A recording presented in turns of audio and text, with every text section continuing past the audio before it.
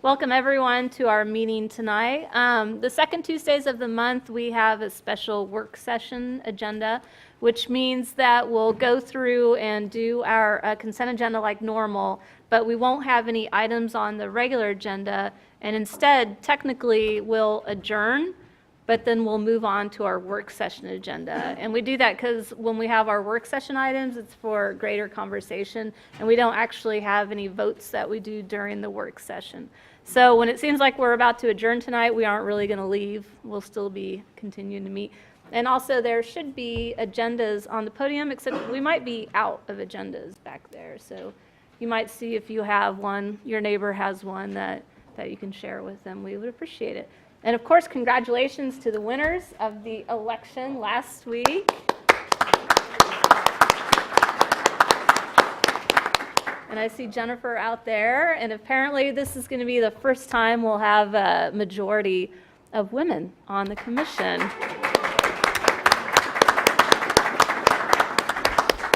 So that's pretty super cool. That'll be cool to be part of that for the history books. So we congratulate you, and we're looking forward to it. So let's go on to our regular agenda here.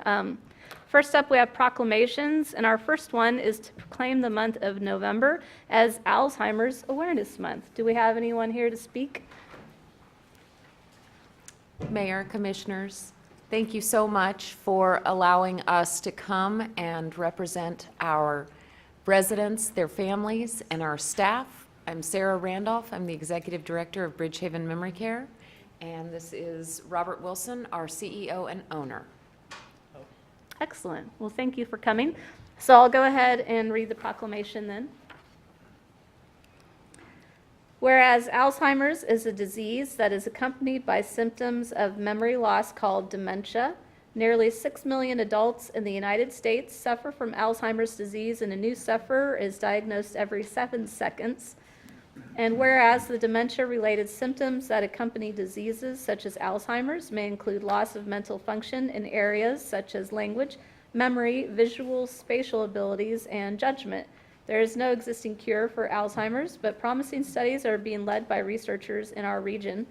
And whereas Bridgehaven Memory Care in Lawrence focuses on caring for individuals in 4 small and less confusing home-style settings, and continue to advocate for better treatments and for a cure.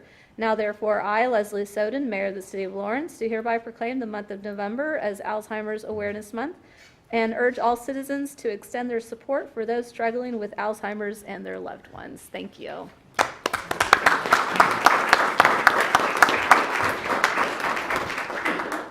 Thank you for the work that you do.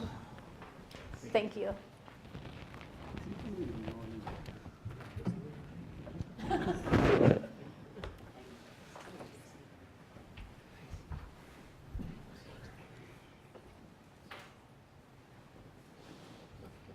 All right, so we'll move on to our consent agenda.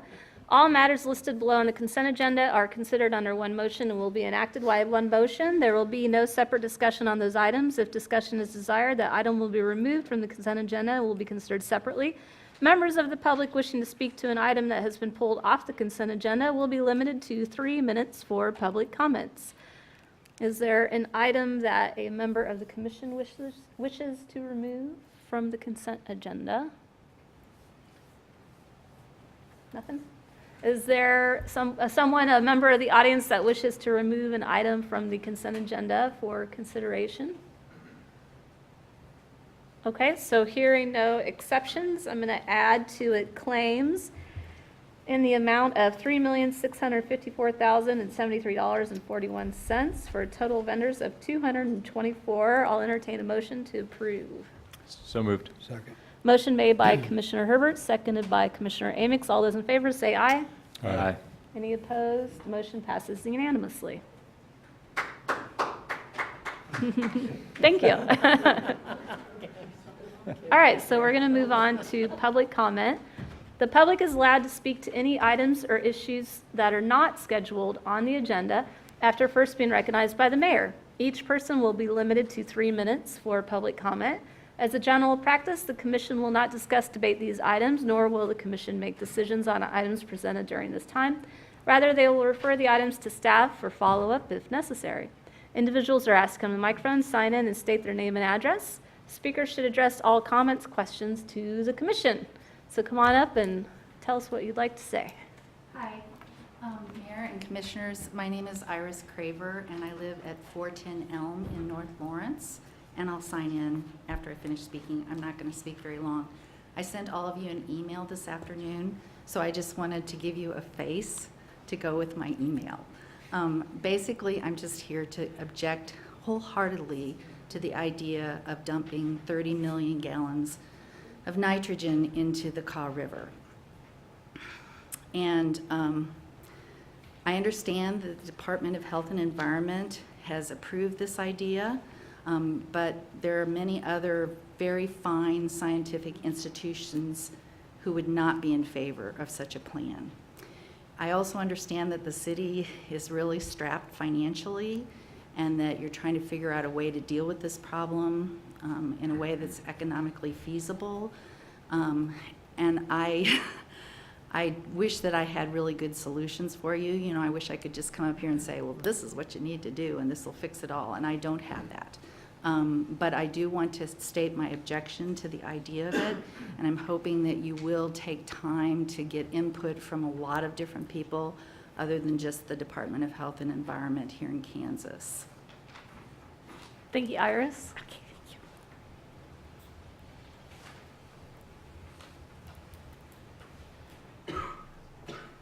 Just my name? Yeah, just sign your name and you can just put the city that you're living in. Eric, were you going to speak about nitrogen as well? I was. Do you mind if he speaks after her about nitrogen? Okay. Were there a lot of people here to speak about that issue? It'd be better if we had it as a group, I suppose. Thank you. I'm Eric Kirkendall, 714 Mississippi Street, Lawrence, Kansas.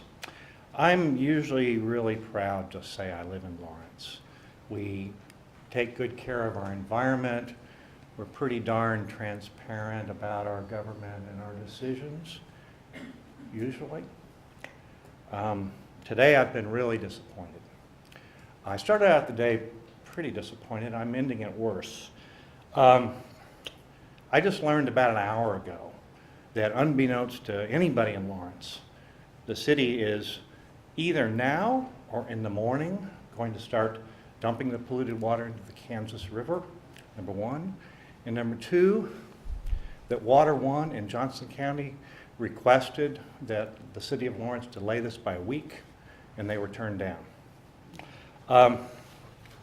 That's my preface. So I'm really disappointed. Very disappointed at the lack of transparency. Public didn't know about this. I'm not sure what the city commissioners knew about this. Looks to me like it was a secret decision made in a way to keep it from us until it was happening or almost happening. Most of you who know anything about the environment know that nitrates put in nitrogen put into rivers ends up in the Gulf of Mexico, and the Gulf of Mexico has a huge dead zone. So this affects not just Kansas, not just Water One in Johnson County that's trying to pull water out for their citizens, but all of us and people in many states downstream. Nobody I've talked to, I'm no expert on water by any means, but nobody I've talked to, and I've talked to people that do know water, believe that 30 million gallons dumped into the Kansas River is de minimis. Nobody believes that that nitrogen is going to be consumed by bacteria or anything else, especially during the cold winter months. Just because somebody will give us a permit, and permitting is going to get pretty lax, as you guys know, because of the national politics, doesn't mean we should do it. Just because we're broke, just because another city commission made bad mistakes, doesn't mean that we should double down and do the wrong thing for the environment. The site has more than just nitrogen on it. I hope you all know that. I don't know what's in the water, but reading the site characterization report, I see hexavalent chromium, lead, and arsenic. Also very bad things. I don't know what's in that water. I don't know who's tested it. And I also don't know that the alternatives have been really considered. Like I said, I don't know anything about this area to speak of, but I took 30 minutes this afternoon and can suggest three that I hope were looked at. One is kind of obvious, finding new customers, putting in a new line. Somebody could use that water for Got to corn wrap it or up, Eric. or soybeans. The other two are underground treatment and putting a treatment facility on the site. Thank you. Thank you, Eric. City manager, did you have any comment about, I guess there was a request to delay a week. Is that accurate? I'd probably defer to Brandon. I reported this out to you all last week, at the meeting last week, so I'm not sure about the request to delay it. I didn't pick that up. Did you, Brandon? No. So, Mr. Kirkendall has information that I'm not aware of in terms of the request to delay it. I can tell you we had communication, our staff had communication with Johnson County's Water One, but that wasn't a part of the conversation that I'm aware of. You? When does the dumping into the river start? I think it started today. Oh, okay.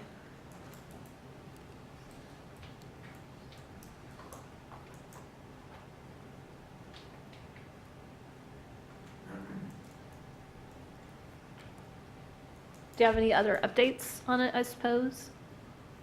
Brandon? I don't know if he has a microphone back there.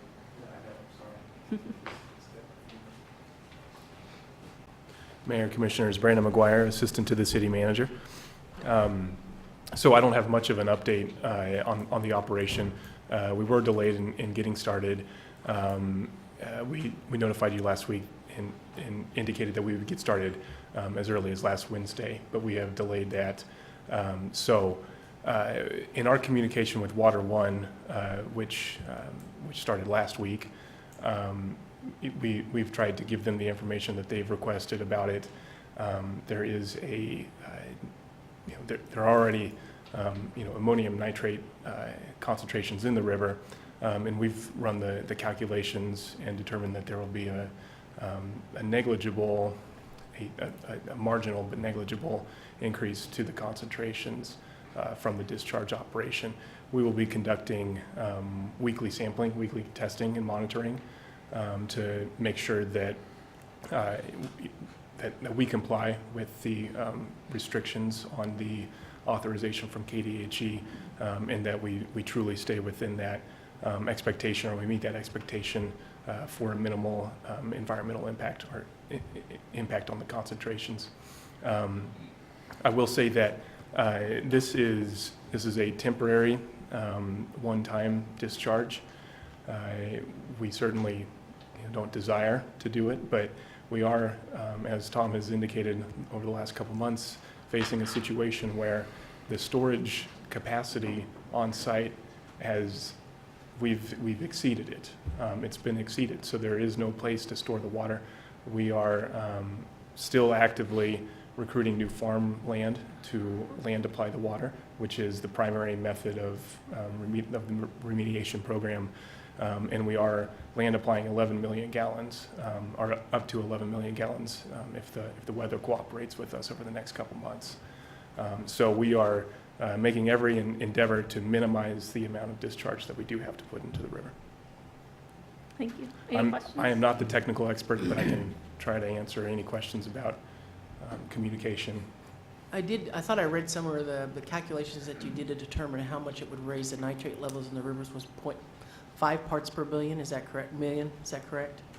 Yes, 0.5 Parts per million? parts per million, yes. Yeah, parts per million. Yeah. Okay. Brandon, is that land application, the 11 million gallons that's going from that, is that from the 30 million, or is that on top of the 30 million? It's kind of a fuzzy number. We would like to say that it is a deduction from the 30 million, but just as I walk in, it started sprinkling again. So the water continues to come in, and the groundwater continues to flow. That's what that water is. It's collected groundwater from the site. And I think one thing we need to remember is right now our pumps are off, so that means that we are not capturing any contaminated water from the farmland site, which in turn could potentially cause issues with continued migration of that contaminant plume.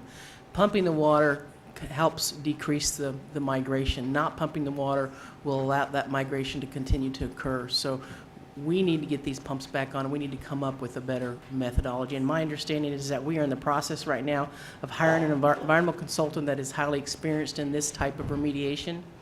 It's going to evaluate all of our data that we've collected to date, as well as our cleanup system that we've got in place right now.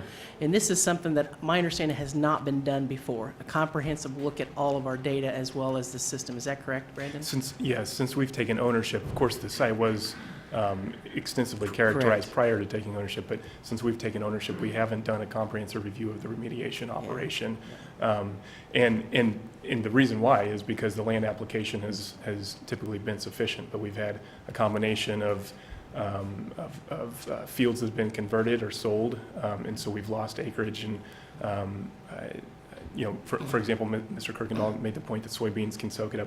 Soybeans have an extremely minimal agronomic absorption rate for nitrate.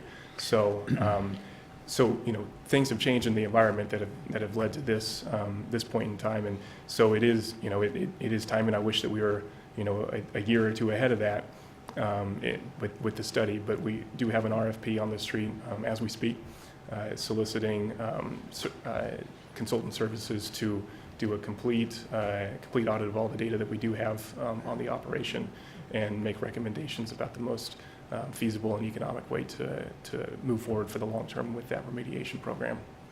And I'd just add on the croplands, one of the big changes that occurred was the crops that were accepting that water was used for sod. Sod requires 4 to 5 applications of nitrates per year. It converted over to corn and soybeans. Corn only requires nitrate applications every other year, and soybeans do not require nitrate applications. So we've lost a significant amount of land where we can actually spread that water. So Correct. we've got to find another solution. We're working on that. Is this the best option?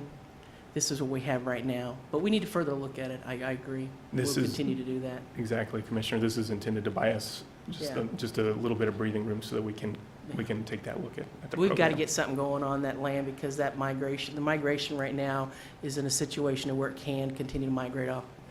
It could, and we are monitoring on a weekly Right. basis to make sure that doesn't happen. And if it does happen, then we are required to turn the pumps back on. Correct. We'll do that. I'd point out as well, we brought this to your attention in terms of the CAW Yes. application just last week, because that was a suggestion proffered by the state. But I reported this out on at least 2-3 other occasions. The newspaper has covered this issue going back at least a month, and probably further. So there's been articles about this, so the suggestion that we haven't been transparent, I think, is incorrect. Yeah, and my calculations show that we would need we need to have about 4,000 to 6,000 truckloads of water to move that much water out of the system so we can continue to pump. That's a lot of truckloads. Think about the issues of safety as well as just the environmental impact of that many. That's a lot of trucks. It's That's our not a good understanding the state took that into consideration in allowing for the application to the river. Yeah, there's not a good, easy answer on this one. There is not at all. And not a good answer. It's just, we've got to we've got to get those pumps going again. Thank you. All right, come on up. My name is Rachel Leitz. I live at 4100 West 24th Place, apartment H8, and I am a chapter leader with a local anti-corruption organization, and we submitted a draft resolution that we would like to pass in early September. We were told by City Hall that it had been passed along to the commission in early October. We had not received a response about that. I had emailed all of the commissioners and only Mayor Soden responded to me. She said that she had brought it up at a commission meeting in early October, but I haven't gotten a response from anybody. We figured that it was just due to the election that everyone was really busy, so we just wanted to bring that back to your attention now that 4 of the 5 of you are still going to be here, and Jennifer has actually already declared her support for this resolution, so we want to bring that again to your attention so we can pass this. Thank you. Okay, thank you.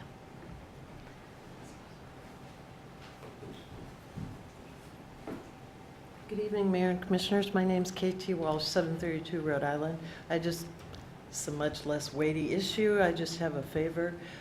The 700 New Hampshire building that Mr. Trainer is working on that may or may not be a grocery store has a new site plan, and the neighbors in East Lawrence have not seen it yet. I understand it is public, and so since those are going to be on your agenda December 12th, we need to see the new site plan.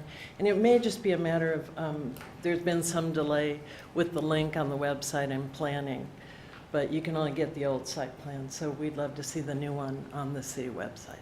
Thank you. Who uploads those? I'd let Diane answer that. She's kind of been the intermediary with this The only new site developer. plan I'm aware of is we were provided something yesterday, and if that's what's being referred to, I'll have to check and see what the status is. And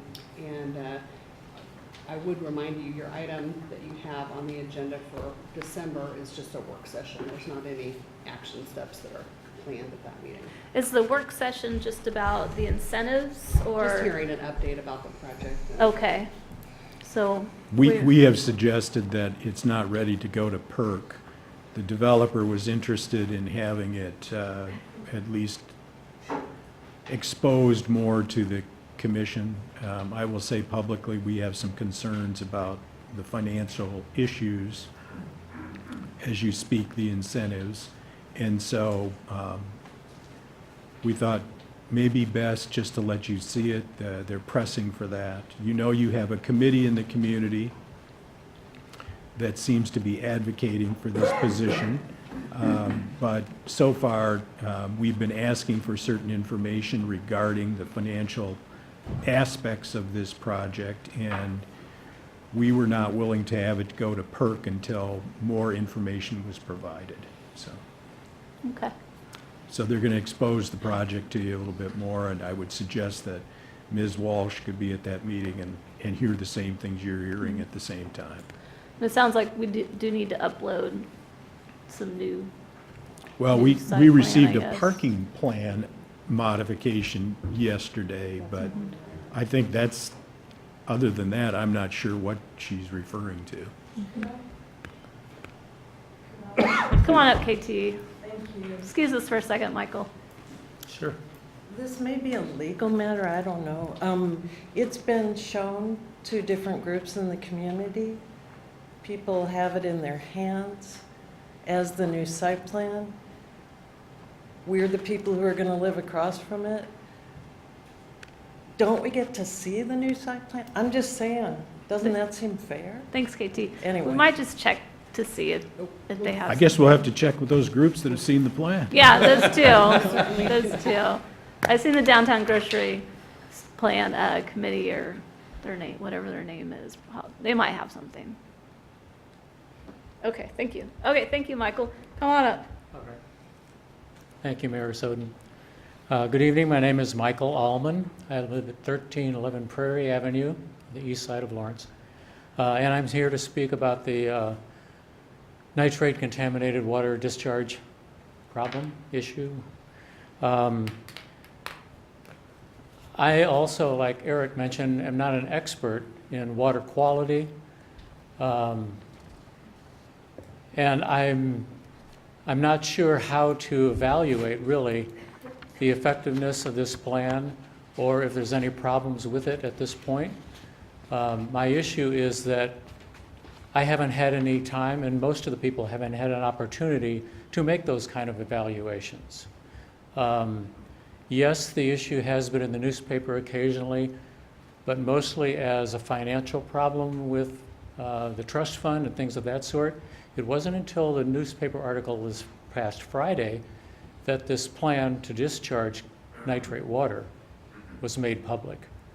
I find that a problem of transparency, a problem of moving faster than the public is able to comprehend what's going on. I have a copy of the authorization letter from KDHE, as well as a copy of farmland alternate discharge plan from the city of Lawrence. I didn't know where to get these. I don't know if the city has made these public.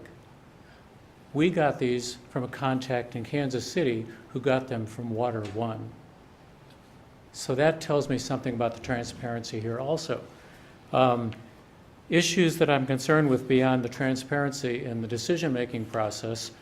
The dates on these are October 25th for our plan, October 4th for the authorization letter. The city manager report from September, dated August 31st actually, didn't mention anything about this, which was after the plan was approved. The city manager report to the 5 of you. All it says is the staff will continue working with KDHE and will submit a progress report. The previous information that was, quote, public, also appeared in the city manager's report at the end of the meeting, of which the public is not entitled to comment. And those also said things of the sort, we are proactively engaging with KDHE.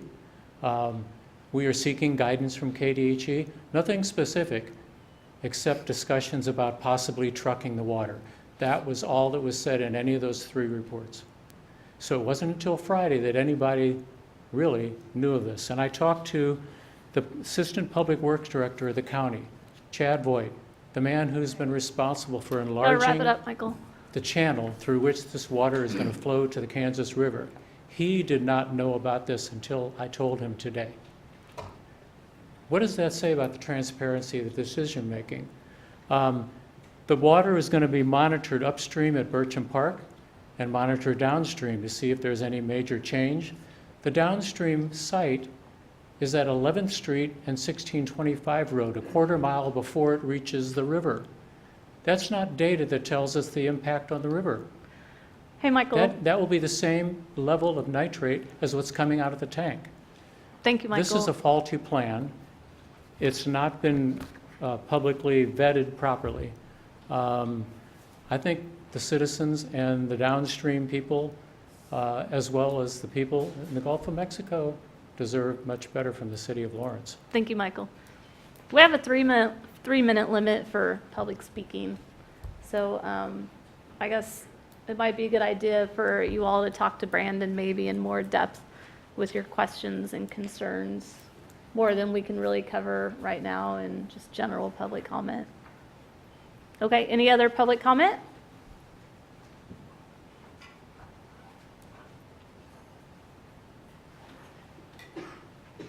Okay, so let's move on to, like I said, we don't have a regular agenda.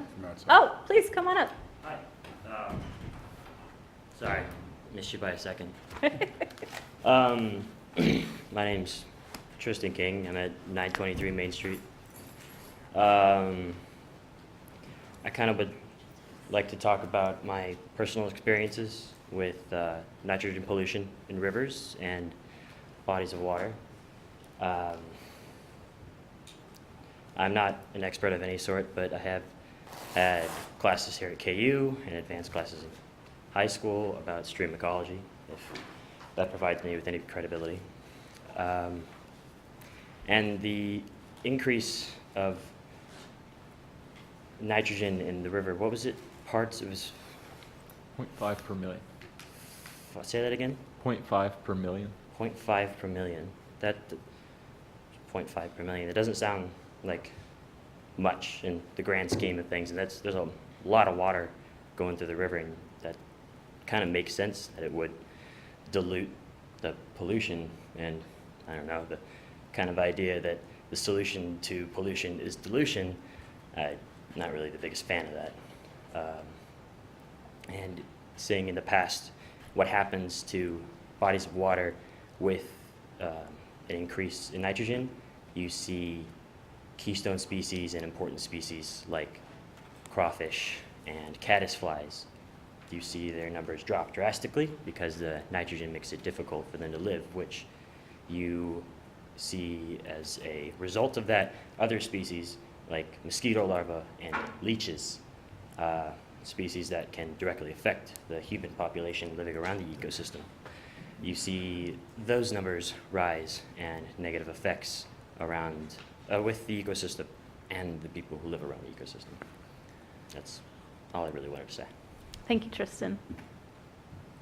Sounds like we need a thorough, perhaps, update, maybe on a webpage somewhere, Brandon, that we can refer people to. All right, any other public comment? This is just general public comment. Okay, so now we don't have anything for a regular agenda, so we're going to move on to What about commission commission items. We're moving on. I did have a question. I keep forgetting to ask about PERC. Since we removed the mayor and the vice mayor, which is 2 people from that committee, we talked about maybe adding 2 perhaps at-large type of people to the commission. I was wondering what the latest was on that. Yes, so that was finalized with the second reading of the ordinance that you did. So, so now it would just be appointing those individuals to the Public Incentive Review Committee. They actually did meet today on a topic, and they had a quorum, but barely, so it would be important to be. Are those city representatives then? They are city representatives, Okay, so I got to get cracking on that, is what it sounds like. anytime. Okay. Yeah, if anyone has suggestions, Yeah, please the board, send them to we me. don't know of any pending board meeting after today's, but we never know because they meet on call. Yeah, okay. Okay, good. Any other commission items? I've got one. Yeah, please. There was an item on the commissioner assignments to the boards, the governing boards, that we'll be talking about in January next year. I wanted to kind of speed that up for one board. I currently serve on the Explore Lawrence Board, and I'm contemplating stepping down from that. And I'm interested in having the new person be appointed right away so that they can participate in the annual meeting and the board retreat that will happen in December. So that's just something that's been on my mind. I think it'd be good to have the new commissioner participate in those. And I was kind of thinking that Commissioner Larson might be interested, but there may be somebody else who wants to do that too. So I thought I'd bring that up now and see if we can make a decision on that tonight. Yeah, I would be interested in serving on that board. So the seat that you're stepping down from Step is down, designated for a commissioner? Yeah. Is there any other entrance, I suppose? I guess Matthews or other person? If you had interest in serving on Explore Lawrence? I'd certainly accept it, but if Commissioner Larson would like it, that's fine as well. Okay, that sounds good to me. Okay, so let me write that down as well. I don't know if we can take action on that this evening, or? I don't know if we can take action during commission items. Okay, so it would be on the next week's agenda. Okay, Okay. good enough. Okay. Any other commission items?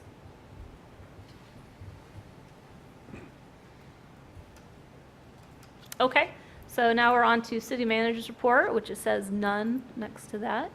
So calendar, any calendar items we need to add?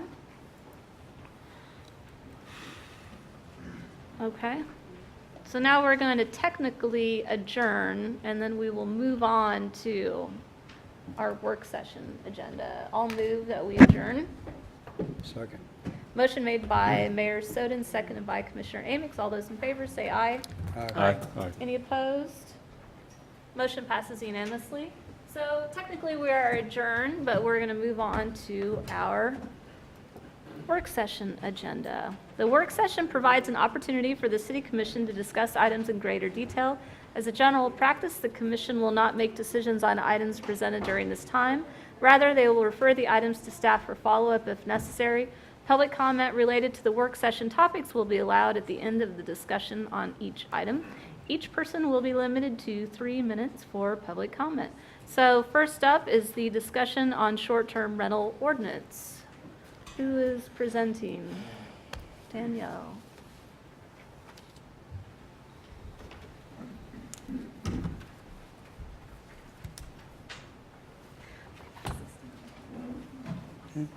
Good evening, mayors and commissioners. Let me pull up the PowerPoint.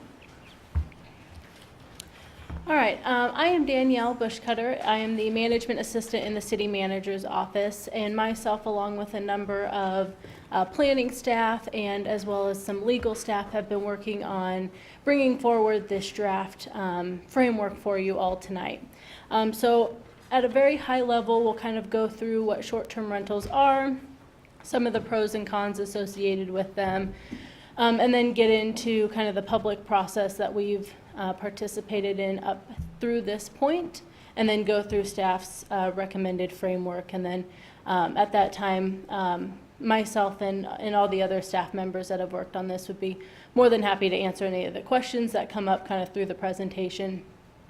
But with that, we will go ahead and get started. So at a very high level, short-term rentals provide transient accommodation on a short-term basis. So this means that transient accommodations are provided for less than 30 consecutive days. During these stays, the property owner may or may not be present, and this has really increased in the last couple years, primarily due to increases in technology that we've seen. So this isn't a new idea per se, but technology has made it much more prevalent, not only in the US, but we're seeing this worldwide as well. And I think it's important to note that short-term rentals are a part of what is kind of known as the sharing economy. And this isn't, only limited to home sharing. It expands far beyond that. So we see it with companies like Airbnb, VRBO, but we also see it with companies like Uber and Lyft. So the idea behind the sharing economy is that you can use personal resources much more efficiently. And they are really gaining in popularity because of the flexibility they provide people to enter and exit the market pretty quickly. So there are a number of platforms that someone can go through to get a short-term rental.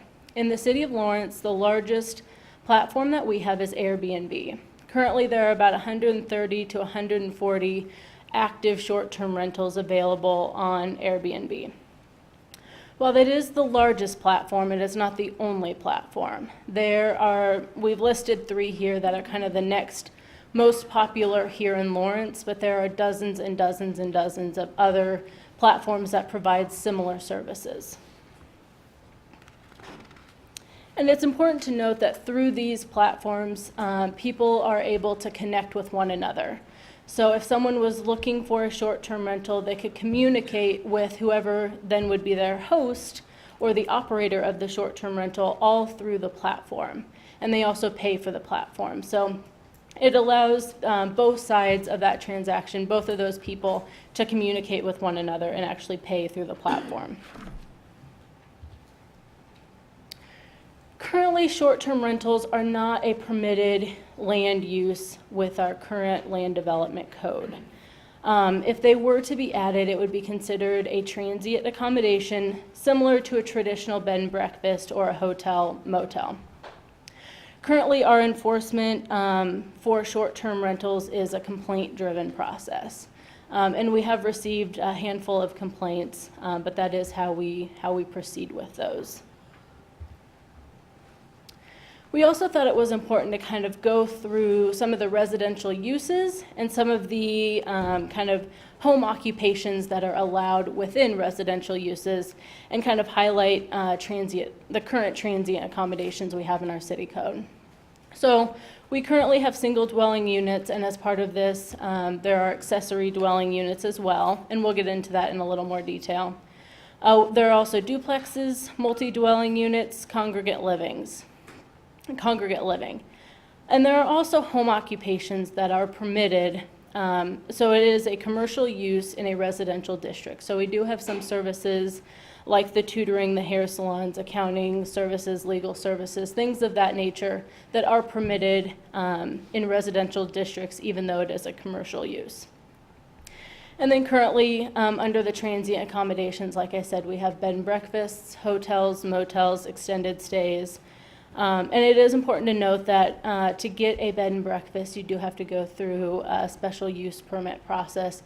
And we'll get into kind of what all that entails in a bit.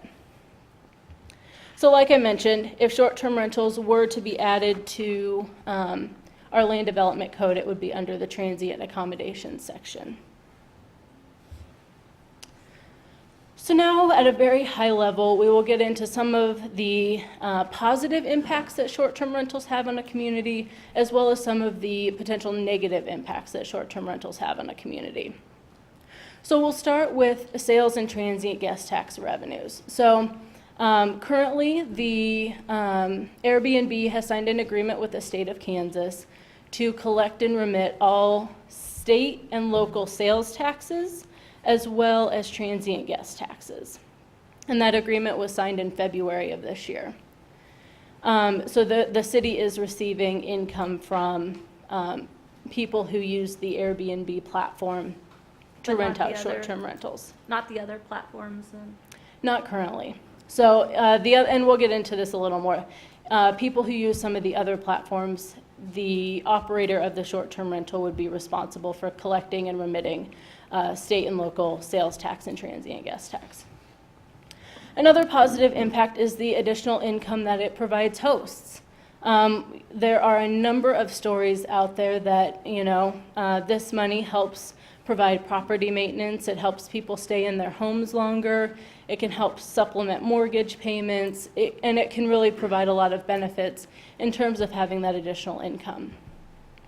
Additionally, it provides an alternative to your traditional bed and breakfast, your traditional hotel and motel, and it helps accommodate people during peak demand events. So one that I think of is the Junior Olympics, for example. With that event here in town, the hotels and motels were filled up rather quickly. Short-term rentals can help accommodate during some of those peak events.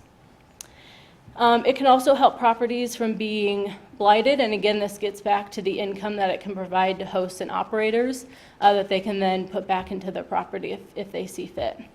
And finally, it helps guests live like a local. So we heard a lot about people as they travel. They really want to see and experience the community as a local community member would see and experience the community. And short-term rentals help provide that. There are also some negative impacts that are worth discussing.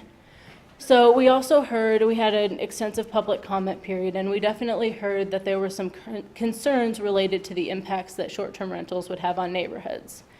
Part of it is the transient nature of short-term rentals, and you don't know who's staying in them.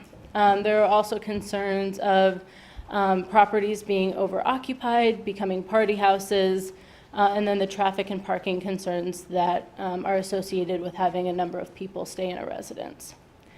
There are also just some general safety concerns that have been expressed, and we've seen that in much of the literature as well. And finally, there is an impact on, or a potential impact on affordable housing. Now, this one is a little more difficult to really quantify. There are concerns that property owners will be incentivized to take long-term rentals off the market and have them become short-term rentals. A number of other communities have seen this happen and take place, although it is noted that every market is a little bit different, and the exact impact that this will have on affordable housing is largely unknown. And this is also an industry that is new enough that regulations really have just started going in place in the past couple years, so it's hard to look at other communities and say, okay, they passed these regulations, what has the impact been? Because we haven't really had a long enough period to really take a look at what the impact is long-term on some of these issues. So there were a number of potential code standards that we looked at and we brought forward as we began our public input process. So I'm going to go over these very high level and we'll kind of get into them in a little more detail. So we looked at zoning districts and what zoning districts should or should not be allowed as part of a short-term rental operation. We looked at licensing of short-term rentals, whether it must take place in an owner-occupied dwelling unit, as well as what housing types were appropriate. So did we want to exclude multi-dwelling or single-dwelling units? So those are some of the elements. We also talked about whether or not an inspection should be required, whether there should be, whether the current occupancy limit should be in place or whether those should be adjusted. whether short-term rentals should be limited to a certain number of rentals per year, or limit the number of short-term rentals owned by an individual or a corporation. We also looked at whether notice should be given to neighbors, whether there should be a neighborhood contact, as well as whether proof of insurance should be required. So those are the kind of general elements we looked at when we started our kind of public input process. So I'll give you a high-level overview of what that process has looked like up to this point. So we did have a community meeting September 26th of this year in this room. We also used Lawrence Listens to collect information through that format, and we also accepted written testimony and encouraged people to provide that testimony as we went through this process. And then tonight, we hope to receive direction from you all on the recommendations for the framework that we have brought forward. So to get into a little more detail, at the community meeting in September, there were about 30 to 40 people at that. And we really talked about kind of the process in general, the best avenue for them to provide input and be a part of the process. And so we encouraged them to use the Lawrence Listens to submit written testimony. And we also tried to reach out to current operators because we wanted to make sure that that voice was also heard as we went through this discussion. And so we did get quite a few people at that meeting who were operators. We also had about 202 responses through Lawrence Listens, and the feedback we got really ranged from, I do not want short-term rentals in this community, to stay out of my business, this is my property. And much of what we heard was in between those two endpoints of regulation. So people wanted, if it were to be regulated, to have some reasonable regulations brought forward. And we also received 10 letters from different people and organizations. So with that, we will get into, but I'm gonna take a bit of a step back. Part of what we heard with the public input, in that it was such a varied response, is kind of indicative of short-term rentals in general.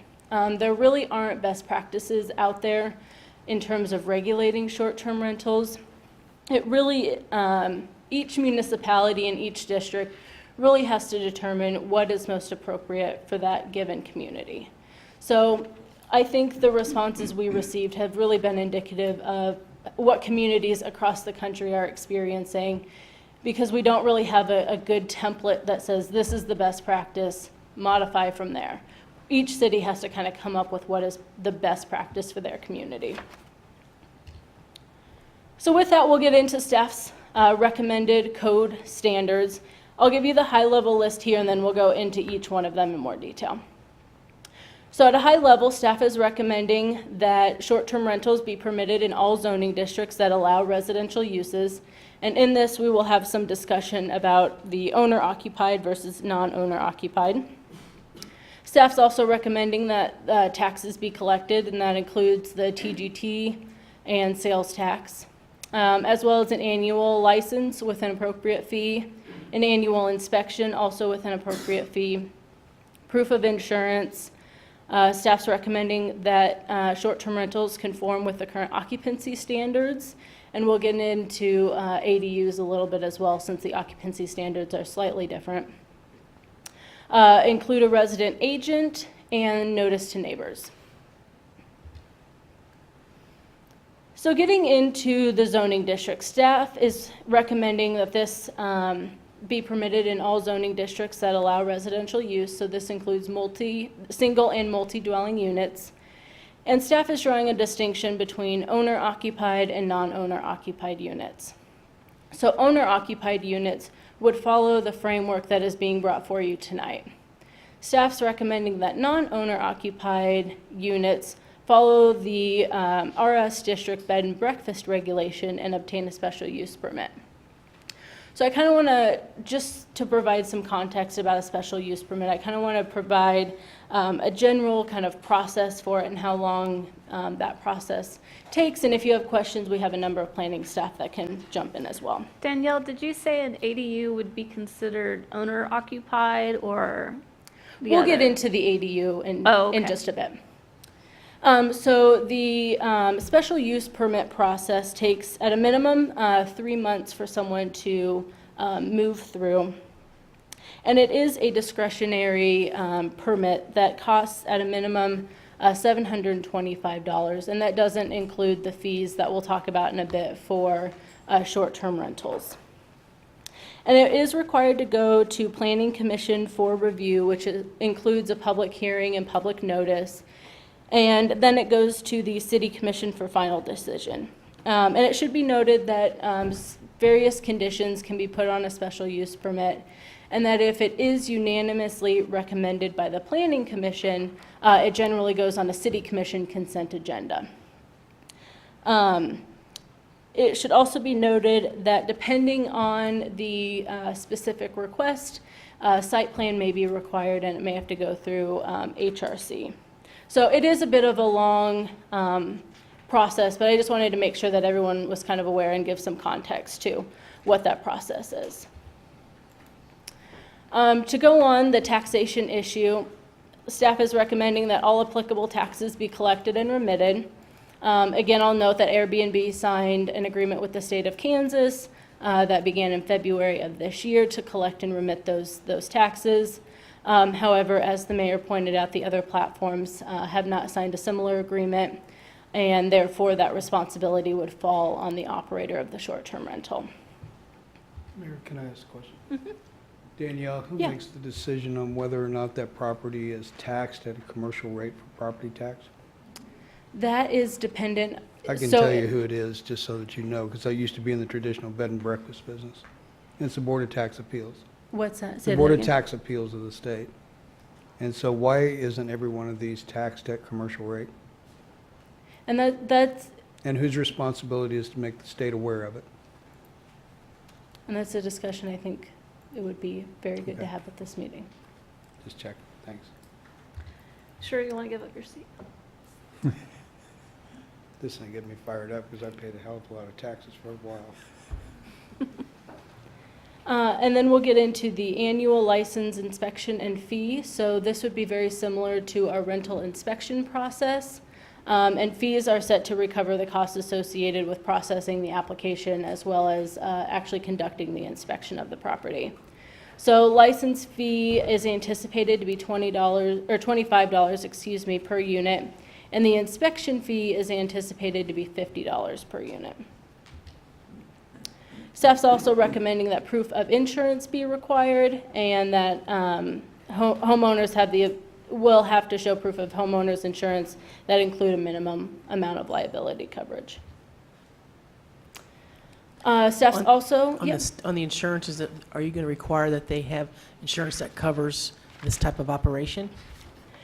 Or just general homeowners insurance? So that is a difficult kind of question kind of on the surface. As cities are grappling with this, I think the insurance companies are also kind of grappling with how they want to kind of insure this. So it really depends on whatever homeowner's insurance the individual has, how they use short-term rentals. So there are a number of different variables that kind of play into what insurance would be required. And I Commissioner should Larson, note- and when I called my insurance agent and asked that exact same question, his response was, it depends on whether or not the property is owner occupied. So she's got them broken up into those two graphics. As an owner occupied property, insurance companies will generally insure it with homeowners. I just know I pay for renter's insurance. You know, when you have a rental property, you pay different, a little bit different. Yeah, and the rental insurance they use for an Airbnb is actually different than for a long-term rental because of there's greater liability. And I should note too, on the kind of insurance front, that Airbnb does have kind of some insurance coverage that they have through their platform. The extent of that, I think you would have to talk with them about, but I'm not sure that the other platforms have that same availability of that insurance. All right, staff's also recommending that short-term rentals conform with current occupancy standards. So just as kind of a refresher on that, That would, for a single dwelling residential unit, be a maximum of 3 unrelated occupants. For the multi-dwelling residential, it would be a maximum of 4 unrelated occupants. And there are a number of exceptions that you can look at in Article 6 of the Land Development Code. And this is where we'll get into the ADU, the accessory dwelling unit. So these are permissible in RS7 through RS40 zoning districts.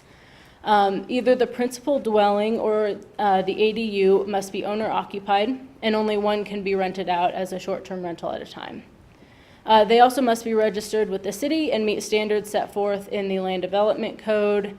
It does, however, allow one additional person to those occupancy standards that we just went over.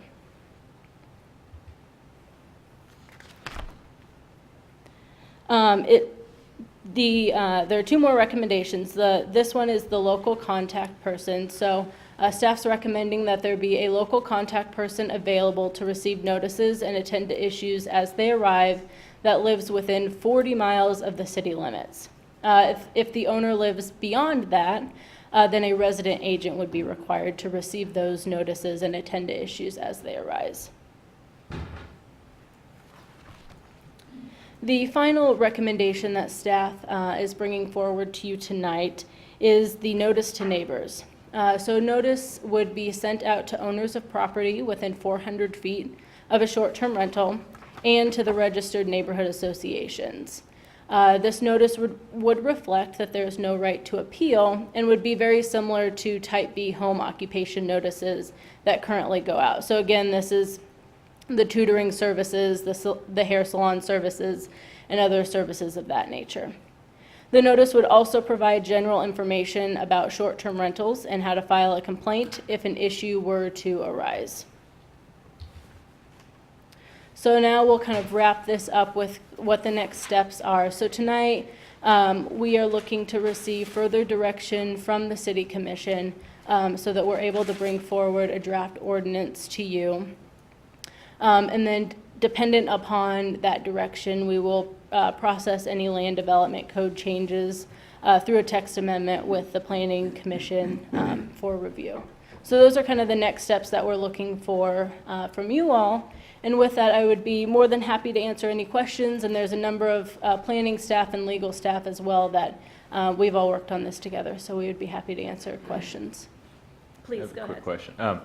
If an individual wanted to operate an Airbnb, but it was not owner occupied, and it has to go through that special use permitting process, would the process it goes through be similar to the process that the young lady today on our consent agenda went through for the property at 401 Elm in terms of time frame? I would defer to planning staff for that. I asked the question because in your presentation you talk about a 3-month window, but in talking to her not an hour ago, she said that this week marked a year. Right, And right. that's And a it was a minimum. pretty It was a considerable- minimum of 3 months. But a year is in practice what actually happens? I would defer to planning on that. I would say that the North Lawrence example was an anomaly. Okay. Because it involved a rezoning and a mixed-use zoning district, and we found that there were some regulations that didn't work with that property. So generally, they do go about from the time of a complete submission until you have an ordinance published, 90 days. Okay. Thank you. I forgot to give you the opportunity to Yeah, I did. respond. Yeah. I don't believe this, and I was just trying to go through it, and I didn't get enough time to, but I don't believe this made the public agenda because it was received late. But I did want to address, Mayor Soden received an email. I do not believe it was sent to the rest of us, but she sent me a copy of it.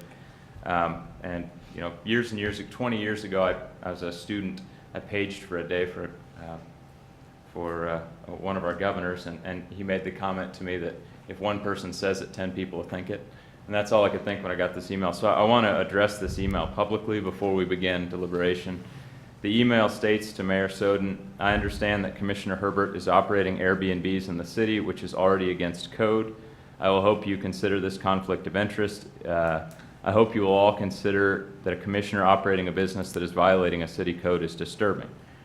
So to address this, neither myself nor anyone in my family owns or operates an Airbnb within city limits. What this writer is probably referring to is my mother-in-law, who operates an Airbnb out of her home, but that home is not within the city of Lawrence and therefore would not fall under city code or anything that was adopted from any deliberation that occurred either tonight or in the future. So to address this email, I don't own or operate one, let alone several Airbnbs within city limits. Yeah, there was the big controversy, of course, one of the candidates. That was my mother-in-law's Airbnb, which is not in city limits. Thank you. Okay, so let's continue on, Danielle. I should have asked him to do that before we started talking. Not a problem. So are there any other kind of general questions before Questions? we move on? Danielle, did we make it easier for somebody who wishes to put in a traditional bed and breakfast? Those But- regulations are They staying the don't same. change at all. Okay, so the whole deal, it still goes through the SUP process. Okay. Correct. Again, going back to the question of property tax and the commercial rating, would we have any idea who would, and again, I think it's the State Department of Taxation, probably the Board of Tax Appeals that would have the final say on that, but is that something that's important to consider as a positive or a negative? Let us take a look at that. Okay, I think it's Get that. something that I would at least like It's to have the obviously a commission. concern you're raising. Yeah, I think it's something that, it's appropriate because it is a business nature that's being operated out of, a house or whatever it may be. As somebody who's gone through that process, I know, and that will get your attention quickly, especially on bottom line. One of the other questions that I have is that I think that the commission needs to discuss also is whether or not a current project that is receiving a public incentive should be allowed to go through this, especially as the public incentive was given on a specific use and how, that figured into the deal, and whether or not we were going to do it. Because first of all, if you're currently receiving a public incentive, I don't think you should be allowed to have an Airbnb, because we did not consider that incentive as that Airbnb being part of the package. Okay? I'm convinced of that. If somebody wants to go back through and have that considered as part of that, I think that's fine. But, I just don't think you can convert it just for the sake of converting to, if you're receiving an incentive. Would you feel the same about someone receiving an incentive if part of that property were used as a long-term rental? For instance, let's just call it what it is. Former Commissioner Shum's project that receives a Neighborhood Revitalization Act. If one of those condo owners long-term rents their property, does that change your view on your vote? Let me add to the conversation too, the way this is proposed, a non-owner occupied unit would still have to go through the SLUB, so. But a condo, I could still operate as it. Yeah, but if a condo is typically a smaller unit, and if you're gonna rent out part of the condo, it probably ends up not being a regular resident, and there's still a distinction. So if it is, why is it not okay in the situation when you're the owner occupied and you use one of the rooms to allow somebody to stay there? I don't. Because it being a long-term med, I'm probably not going to change my vote on that. All I'm saying is on the short-term commercial use, and I look at that as a commercial use. I think it's something that I just need to bring up. So. There was I thought a really good letter in our package of letters from the community from Bob Topping. He went into great detail about how the taxation kicks in at various levels, and I thought that it was very nicely laid out about where it turns into commercial property versus residential taxation. So I would just suggest that we consider that when you guys are looking into this. There's also some judicial precedents with regards to that, not within the state level, but in the state of Washington. Wilkinson versus Chihuahua, a 2014 case, determined that using Airbnb specifically on a residential property did not make it commercial property, and that it still fell within residential uses. So there is some judicial precedent established in the state of Washington that says that does not make a private property commercial simply because you operate short-term rental within it. If it's owned by a Marriott? The case, I mean, their decision just, I could read, said, ruled that using a residential property as a short-term rental constituted a valid residential use and could not be prohibited based on commercial purposes. The court went even further and held that in most cases, an owners association cannot amend existing restrictive covenants to prohibit short-term rentals. So, I don't know.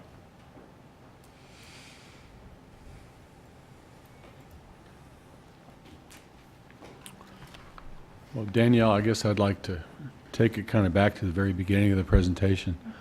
And you have to understand, I think I'm probably on the wrong side of the generational divide on this one. So you talked about the sharing economy and using personal resources much more efficiently.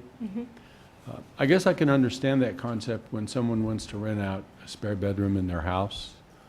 How does that really relate to someone who buys a house in order to do an Airbnb? I mean, that's not really a personal resource, as I see it. And many of the Airbnbs are rented out for, 10 or fewer days a month. So you're not actually efficiently using those resources. Is this something where we have something that started with a sharing economy so people could make some spare money from their spare bedroom?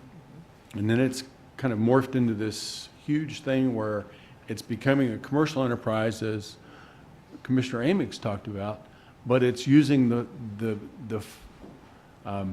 platform of this sharing economy. Is that a valid point? Or?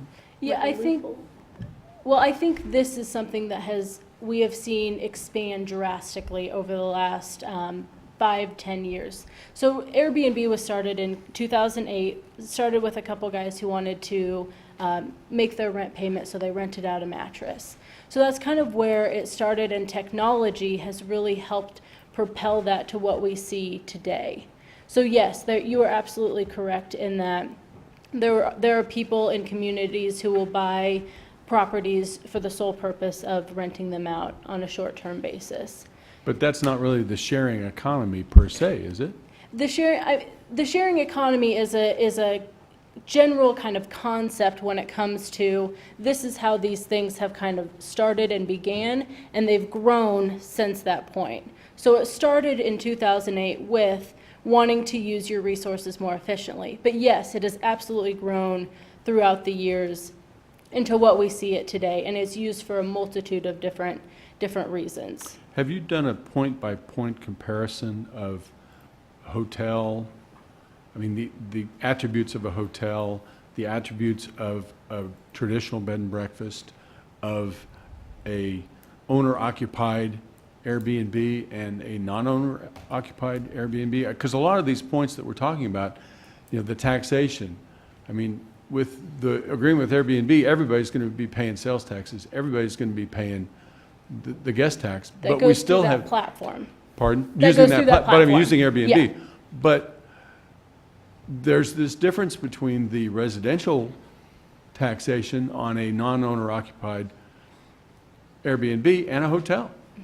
Because the hotel's going to be paying commercial property tax, and it looks like, the non-occupied would be paying the residential, which is a huge competitive advantage to that, as Mike will tell you. I mean, it's a huge competitive advantage, right, Mike?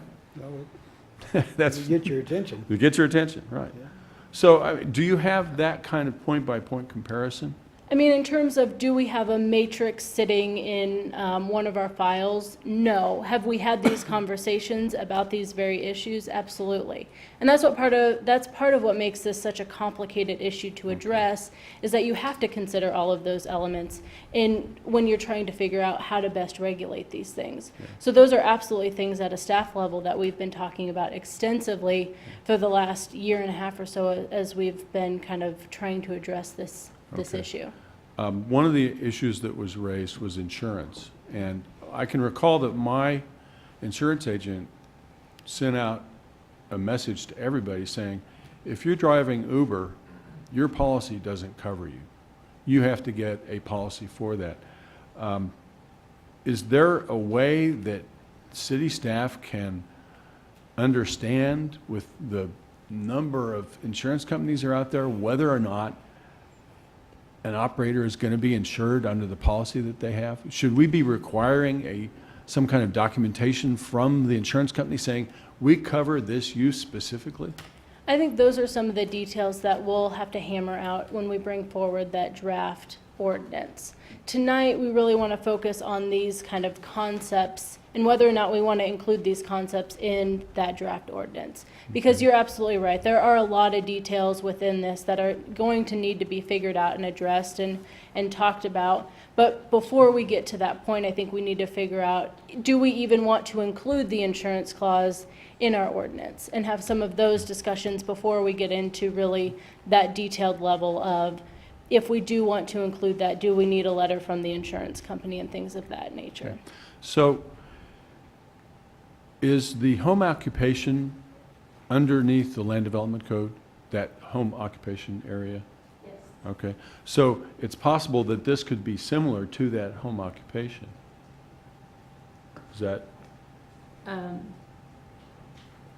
The home occupations are set out as a permitted by right if But they're they- essentially commercial activities that are limited and Yes. allowed in. Limited and allowed. The thing that I thought of was that, just pretend for a moment that I'm an aging accountant. It's not a stretch, okay? But just pretend for a moment that I've had a home office for 30 years in my house. And I've had the home occupation license. I've had people come, during the day. I've helped them with their taxes, whatever. And so I decided, as an aging accountant, I think I want to sell this business.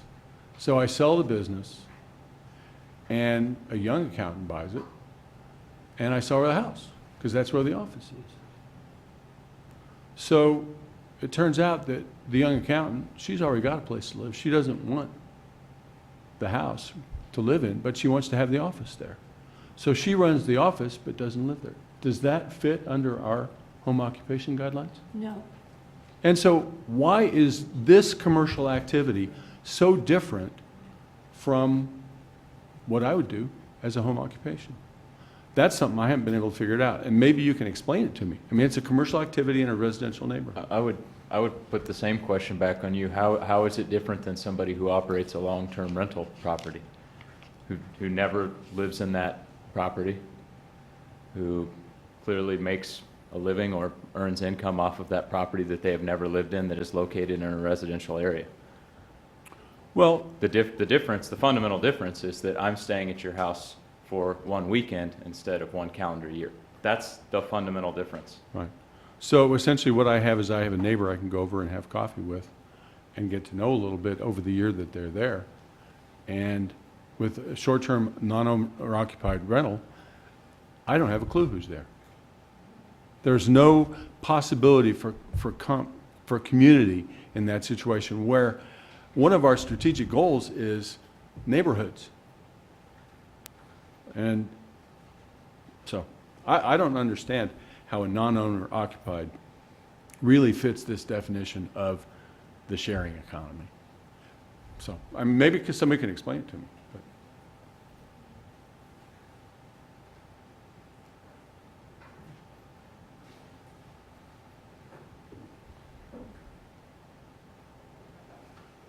I do think that the bottom, the very base we need to work from is how this fits our critical success factors as part of our strategic plan, and that anything that we come up with, make sure that we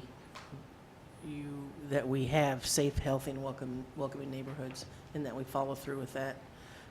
And I am concerned about how this is going to impact neighborhoods from the affordable housing point, and also just that we may wind up having neighborhoods that are ripe for having a large portion of them turn into short-term rentals. The idea of having owner-occupied, I think that's fine. I don't have an issue with that. I think that is part of a sharing economy. But the idea of having non-owner occupied, I struggle with that, and I would just like to hear more comment on that and maybe get a better understanding. Airbnb, or not the Airbnb, but the bed and breakfast route requiring an SUP, I think that's got some, something again that could, elicit more discussion. I think that's potentially a good idea. So I guess this would be a question for anybody, staff included, but I'm particularly focusing on Commissioner Boley and Larson, just given your comments. When you talk about an owner-occupied shared economy short-term rental, I'd be interested in how you would define exactly what owner-occupied means. And I ask that because there's actually quite a bit of research out there that Airbnb has done on ratios of how many are owner-occupied versus how many are purchased for the purpose of singularly being used as a short-term rental. And the data that I was looking at earlier today focused specifically on Los Angeles, San Diego, and Oakland, and San Francisco. And those 4 communities, it was almost perfectly 50-50, owner-occupied. But what they did find was they had a hard time categorizing a lot of the properties because a lot of individuals will own and live in a property, but then when they go on a vacation, will rent out the property. And so it is an owner-occupied home. I sleep in that bed. Right. However, when you're staying at my house, I am not present. And I think we saw that with the Junior Olympics. I I guarantee mean, I we think saw we it did, this yeah, year. yeah. And I don't have an answer for that, but, I mean, right now, I'm So asking does questions. that, but where would that, I think that's what needs to be are discussed. you Yeah. prohibiting that? I mean, Well, I mean, the question is, what's the ratio there? I mean, is it 1 week out of the year? Is it 2 weeks out of the year? Is it 48 weeks out of the year? Or do we want I to mean, get into that much are you detail? ever Right, going to be yeah. able to enforce that? Yeah. No. That was one of my concerns Yeah, today, right. and Danielle and I had the opportunity to talk for an hour about this this morning, kind of publicly.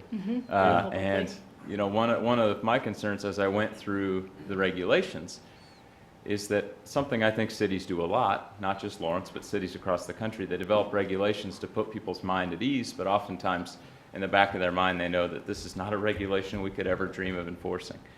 And one of those that we talked about was more than three unrelated staying.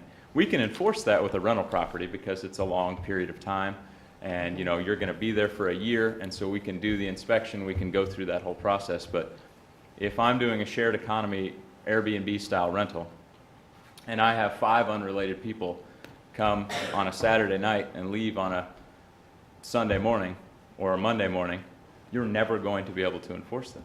And so I have some concern that some of our regulations are potentially there to put people's mind at ease, but don't actually serve a functioning purpose in bettering our neighborhoods.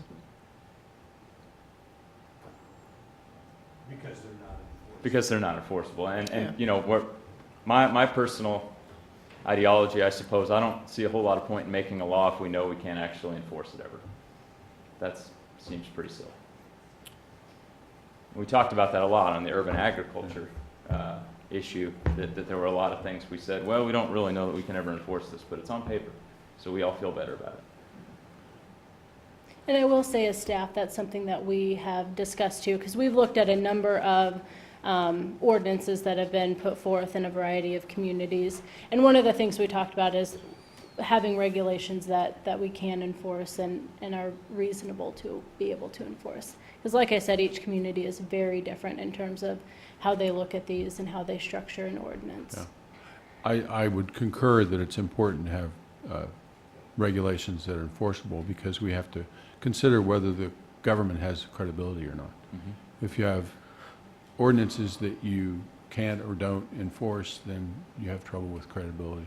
And that's something that we should be concerned about. So let me ask, Matt, is there things that, have been brought through or forth through the presentation that can't be enforced, or is it the ordinance as a whole? Oh, no, I'm not saying I'm not attacking the ordinance as a whole, and not at all. Okay. I'm a Just big individual items. believer in a level playing field, and I Right. think if you make long-term rental properties be subjected to a safety inspection, I think short-term rental properties ought to be as well. I don't think that's unreasonable. I just think that there's some language in there that maybe is there just because it's there for long-term rentals, but doesn't actually have any ability to be enforced. The one that stuck out to me was, of course, the 3 or more unrelated. And on that note, I would add that if an individual comes forward to get a special use permit and the very first slide you put up here said that from the city's standpoint, we're treating this similarly to a bed and breakfast. I would note that within our own city code, bed and breakfasts are exempted from that 3 or more unrelated. So if the first slide you present says we're treating it like a bed and breakfast, but then your draft language of the ordinance goes in direct conflict with how we would deal with a bed and breakfast, that's a problem. So if it's unenforceable to begin with and then goes against the language of our existing code, I think that that's something we ought to look at. I do believe we could put conditions on special use permits, is that Yeah. correct? Yeah, you can.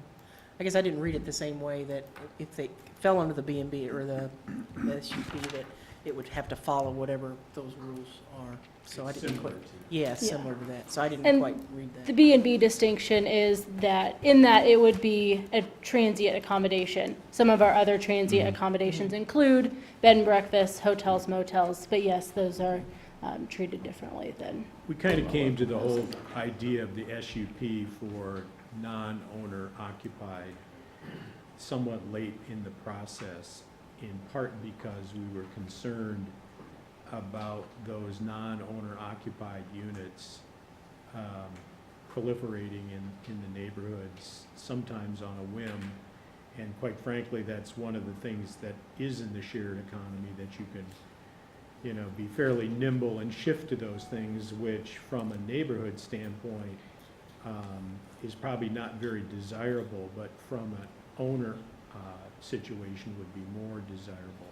And so we kind of settled on the SUP kind of approach, the special use permit, because it gives the city some discretion, and it opens it up to commentary from the neighborhood, because there's a public process involved. And then it also allows you to impose very specific conditions that you may hear about from the neighbors about certain issues. And I think it gives you a lot more intimate review and public review of traffic and parking impact through the SUP process. Does it also potentially open us up, though, to some really subjective interpretation of rules? In other words, if I buy a property in a neighborhood that doesn't have a real strong neighborhood association, I know that I can kind of slide through that SUP process in 90 days. But that other neighborhoods are going to suddenly reject use of Airbnb, and there's going to be backlash, and people will show up at meetings, and then it will become a year. I mean, I have some concern. That almost argues that we shouldn't have it. Well, my concern is that we ought to have regulations that actually apply equally across the city. And when you set up the special use permit process, you throw that out the window. Well, Whereas with the language of your original draft ordinance, where you say the 400-foot rule allows for notification of neighbors without protest, which establishes equal basis throughout the community for the process, because it doesn't allow one neighborhood to reject the existence of something that can exist a block away. So by right, permitted uses are allowed, and so you have a right to those uses. The whole concept with a special use permit is to understand the environment that it's going in, understand that there may be specific distinctions in a particular neighborhood that you need to craft your permit towards. And I think that is a distinction that allows for differentiation based on the neighborhood, based on what you hear, and based on what, you determine is appropriate for that. And I think the reality is, I think somebody that will put them through a 3-month plus process is probably pretty serious about what they're doing, rather than just initially what we looked at was saying that they were permitted. And if you just go with the just permitted, especially on a process, on a platform, on a different kind of use that's still evolving, not just here, but across the country, I think that was a risk that, in the final analysis, staff wasn't ready to recommend, because we were concerned about that part of it. We think, I suppose, and it comes back to kind of a core belief probably in the country, that owner occupancy probably results in a more responsible taking care of property and that's a very gross, statement of people's views versus a rental property that has a remote or a third-party manager managing those types of properties. So, you could have distinctions that cross over, but in general, I think that's where people kind of fall on the distinction between owner-occupied versus properties that are gonna have remote ownership. And, when you look at the ordinance, I get that, I just struggle it with. talks about an agent as well. With the concept that an individual tomorrow could buy up an entire city street and turn them into rental properties with no special use permit, never coming before the city commission, and only writing a check to code enforcement with some of their properties being inspected every 3 years, like that. If I put people on a 12-month lease. But if I put them on a weekend lease, I now go through a year-long potential process that involves me paying a $750 filing fee, that involves potentially being rejected at the finish line. Well, And neither one is owner-occupied. yeah, I understand that, but again, maybe some people view there is a distinction between a long-term lease arrangement that has a tenant signing an agreement that says how they're going to behave and what they're going to do versus the B&B contract, which is very short-term and maybe doesn't have any kind of commitment to living in that neighborhood and doesn't have any orientation to the neighborhood, except to come in for a, game day situation or whatever the reason they're staying here and treating it differently. I would say to you a long-term rental situation has more stability than people moving into even a hotel for a weekend and moving out again. The orientation of the property, the in and out, and you're talking about a situation where hotels are set up for that very transient environment, whereas the house was built and it probably wasn't built for the transient environment to begin with. So it's a modification of the use, which, and I think, if I heard Danielle correctly, I think the first iteration was owner-occupied in terms of the social platform and that approach, that you could rent out extra space that you had. And so I think there's distinctions there. I don't think they're entirely the same. I heard you kind of make the premise that they were the same. I'm not sure they are. I think also hotels have to pay the commercial property tax. They have to follow code that is significantly more stringent than the average homeowner would have to follow. And so if you talk about level playing field, should those who use it as a commercial endeavor also be held to the standards similar to a hotel?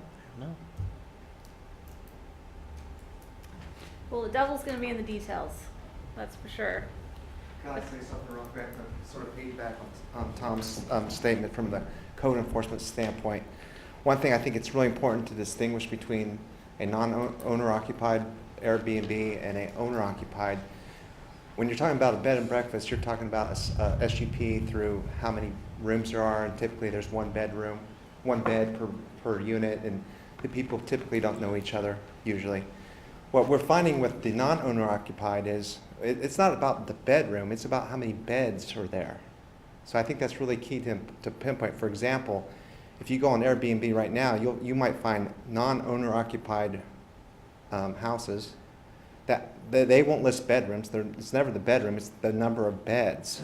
So most of our complaints, they haven't been a lot, or 8 to 10 people staying in a non-owner occupied single family. So I think that's an important distinction to make, where if you have an owner occupied in the same type of category, most owners aren't going to have 8 to 10 people coming to stay with them when they're living there. They might do it if they go on vacation, and they might do that.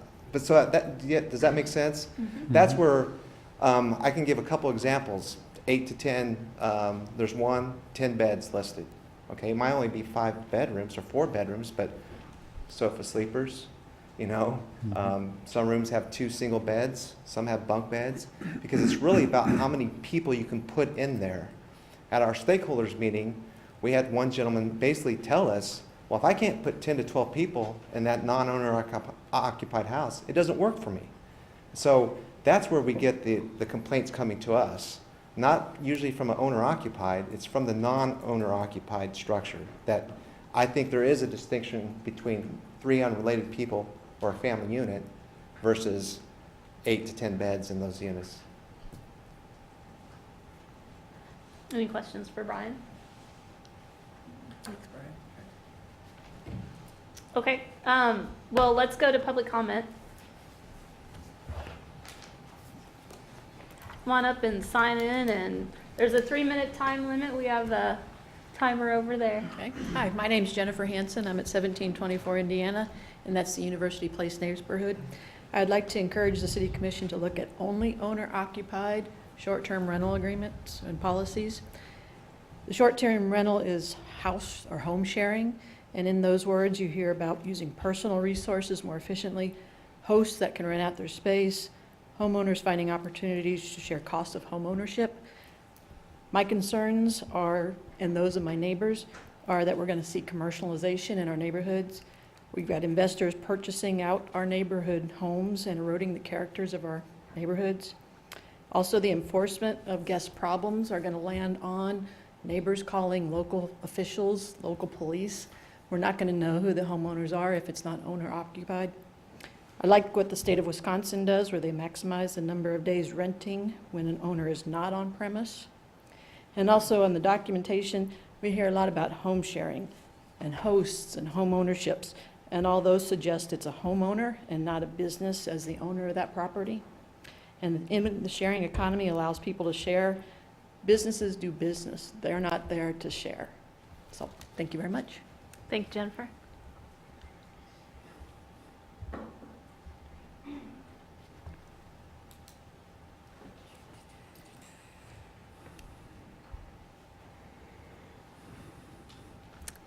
My name is Candace Davis, and I'm the co-chair of LAN. So I would like to speak briefly for LAN. We did send a letter, and it was encouraging regulations for this kind of accommodation. And in part, this has to do with affordable housing too. And the experience with LAN, which largely it represents many neighborhoods, but a lot of the more active neighborhoods are from the core neighborhoods. And in those core neighborhoods, we have the smaller, affordable houses. And for us, you know, and in thinking of affordable housing, which is something important to the City Commission, the city has mentioned that, you know, I believe we don't want to take a step forward and then 2 steps back and have that our supply of affordable housing disrupted by abuse of this financial opportunity that would come with a non-occupied Airbnb. And the potential for abuse is something that we're really concerned about. And certainly in the Oriad neighborhood, I've seen plenty of abuse when opportunities arise. The original idea of an Airbnb seems fine when you have an owner-occupied person there. You're on site all the time. And there seems to be confusion, at least for me, in bed and breakfast. Even a bed and breakfast has a presence of an adult there, where they're providing usually a breakfast, a meal. They're coming in, bringing people in and out. So there's always some element of supervision. Unlike these owner-occupied Airbnbs, I think it could be extremely disruptive for a neighborhood. And as Commissioner Boley stated, which I thought was really apropos, we want neighborhoods to be friendly. You want to know who lives there. You want it to be congenial. And that is different than a long-term rental situation where you can get to know a person who's living there a year or more. And in terms of the notion of enforcement about some things, I would contend, this is me personally, that most codes, laws, none of them are 100% enforceable. You know, you drive down a road and we're not enforcing everyone who's supposed to be driving 30 miles an hour. Most of them are not. So I do think it's the potential. Sometimes I don't even wear my seatbelt. And and I haven't gotten a ticket, but I am breaking the law, I guess. But, so I think these things are important suggestions. You can't expect. Mayor, she represents an organization. Can she have 5 minutes? Did we decide that? I think three. Oh, well, I said I was with land, but, Can't remember. okay. But that's all. I've kind of said, I think, what I need to Ted was say. representing Oakland. Didn't give it to him. Yeah, so anyway, affordable housing, I personally support only owner-occupied Airbnbs. Thank you, Candy. Thanks. And Derek is outside to give you that ticket for the. You just stop Tell by. that to Derek. He's stop by and see him. Hello, my name is Lori Williams. I actually live just outside the city, but I have an Airbnb, and I would like my voice to be heard for the other Airbnb people who were here in September in droves. I don't know where they are tonight. I don't know how, I have an owner-occupied Airbnb, although I don't know, I'm a teacher. I would like to give that up and be Airbnb full-time. This helps supplement my teaching income, which is not very much. And I don't know how, I was thinking of buying a small investment property in the city, but this makes me not want to do that in Lawrence. I would also like to know, Commissioner Bowley, how many apartments in your neighborhood you actually go up to and have coffee with the people who live in them. I don't think that's realistic in this day and time. And I know that people who've stayed in my home, they have met my neighbors, and they've got to see what living in Lawrence is like. I also don't think it's any different from people who buy properties and don't live in them and turn them into apartments, and they're blighted, and they don't take care of them as owners of those apartment houses, which I saw on Kentucky Street on the way here. Someone who's now bulldozed another house on the corner of Kentucky, and now there are 3, and I think another 4th one is going up for apartments. I don't know how that's any different, and why they would care more about their neighborhood than I would as someone who owns a small home who would like to rent it out. I guess I'd like to respond. There's an elderly woman who lives on my street, and she lives next door to a rental house. And there were young men who were living in that house who scared her because of their actions and their parties. And there were a number of us at the city who worked with that. And she got to know her neighbors. Turns out they worked at a coffee shop. So she had coffee with them at the coffee shop. So I think you have to realize that we do have a stake in our neighborhoods.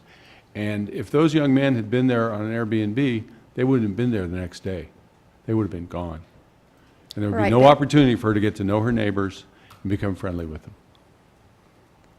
Okay. There are rules that we set up as hosts on Airbnb that my guests have to follow.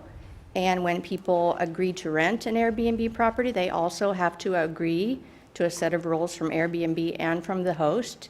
So it's not a free-for-all, that there are no rules, and we're not trying to make it a professional business. I definitely am. And I think tonight it sounds as if people who have Airbnbs are not professional people. And I'm very upset at that connotation in this meeting. And thank you for your time. Thank you.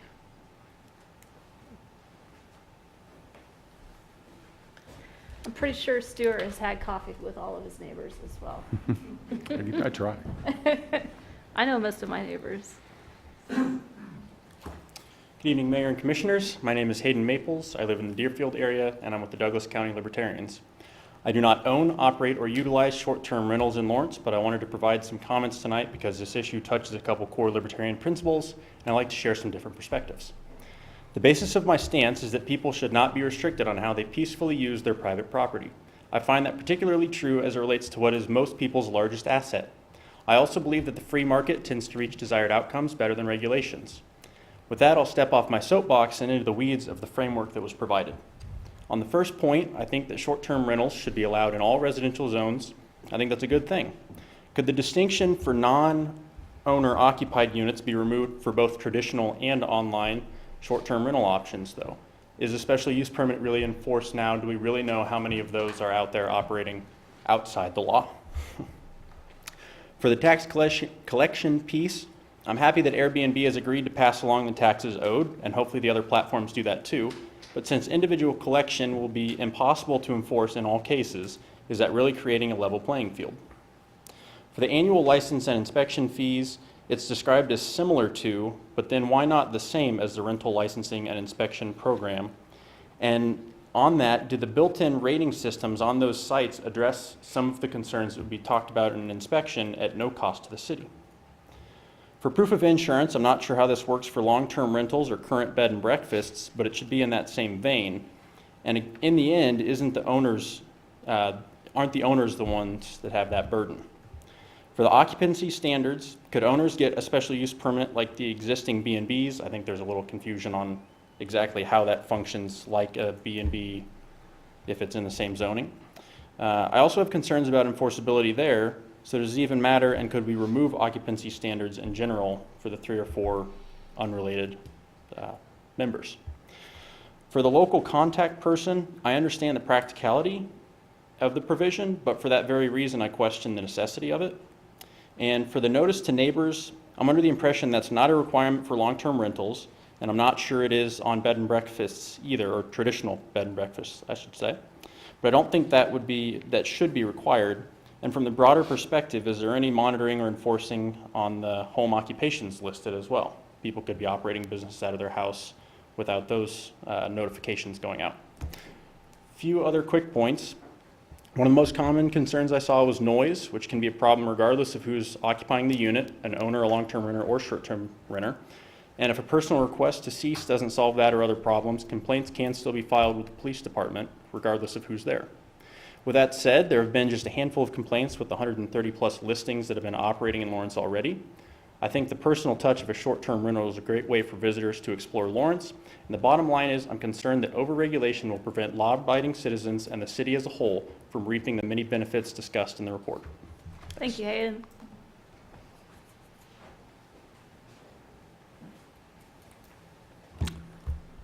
Hello, my name is Travis Robinette. I'm at 1402 West 22nd Street in the Schwegler neighborhood. And so we're facing a housing and an affordable housing shortage in all of Lawrence. We just passed the tax for affordable housing. I was at the committee meeting where they presented the report. And if we allow unowner-occupied businesses, Airbnb, to come in and open up, all of a sudden you're letting LLCs compete in a housing market against first-time home buyers and renters. And these LLCs, if you look it up online, they make double, triple, sometimes quintuple the amount that you can make with a long-term rental. So why wouldn't someone come in and start buying up housing for short-term rentals? Why should we be putting short-term renters first? Like Stuart said, they're gone the next day. They have no investment in the neighborhood. I've known plenty of long-term renters in my neighborhood who have invested in it. So if it's desirable to buy housing for the purposes of short-term renters, people are going to do it, and they're going to get thrown into a market that's already scarce and already costly. I don't think Lawrence should have these LLC rentals with these basically crises that we're going to be facing. Owner-occupied renting is different. It's fine. It helps people actually afford housing costs and lets new homeowners buy homes and have a way to supplement their mortgage. But if you're going to allow non-owner occupieds, you're really rolling the dice with the housing and the affordability if you're letting non-owner occupied STRs compete in the Lawrence housing market. And you know that they're going to if it's that lucrative. So anyway, thank you. Thank you, Travis.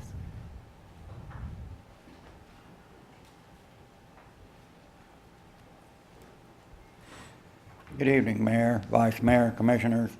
Name's Ted Boyle, President of North Lawrence Improvement. And I'd just like to make a comment that September meeting, the work session, that was 90% Airbnb owners. There was only a handful of residents there from the neighborhoods. I attended that. So, but anyway, what I want to speak about is North Lawrence is 75% owner-occupied homes. And we have been that way for a long time. And the Airbnb, If they want to be in a multifamily residential unit area, neighborhood, power to them. But in our neighborhood, where 75% are owner occupied, we don't want them. And we didn't buy our homes. I've lived in my home for 44 years. Some people have lived even longer. We are a low to moderate income neighborhood, and you go to figure out how we own 75% of the homes are owner occupied. It's because these residents have lived there for longer than 25, 30 years. And so to have an Airbnb next to me, my house, or my neighbors would be like having a motel. We didn't buy to live next to a motel. And we've had over 150 homes built in North Lawrence in the last 15 years. And I have personally talked to some of those individuals, new homes or established homes, and the three reasons they bought in North Lawrence was because of the rural atmosphere, the school, one of 31 accredited schools in the state of Kansas, and walking distance to downtown. So our neighborhood, we know one another pretty well. I mean, the people have lived there for a long time, and the question has come up at our discussions about Airbnbs, and we don't want them. We have very few duplexes. We have very few apartments in our neighborhood. It's a single-family neighborhood, and we want to keep it that way. And we want to know who's living next to us day to day. So, thank you very much. Thank you, Ted. Any other public comment?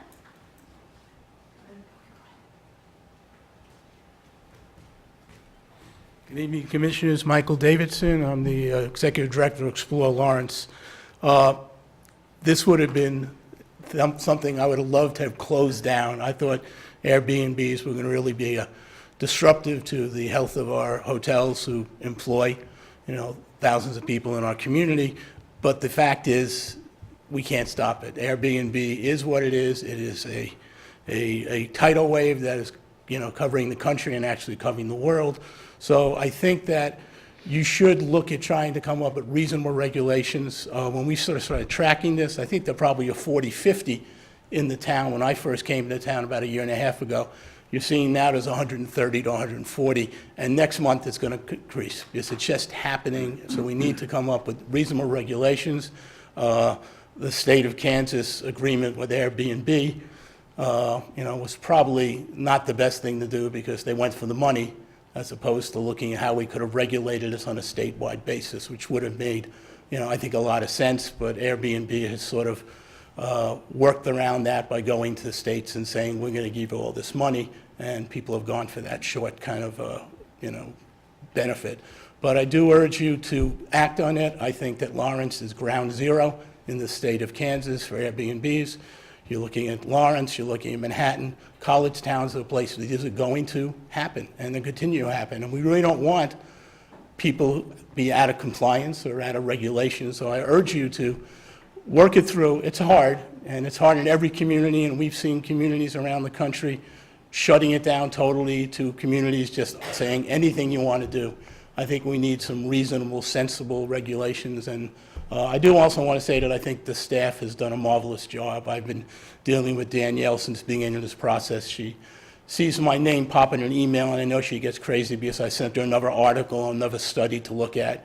But I think that you need to come up with some regulations that make sense, and I urge you to do it sooner than later, because there are going to be more and more Airbnbs next month and the month after that, because it just is the reality we're living in now. We can't put the genie back in the bottle. It's here, and we should deal with it appropriately. So thank you. Thank you, Michael.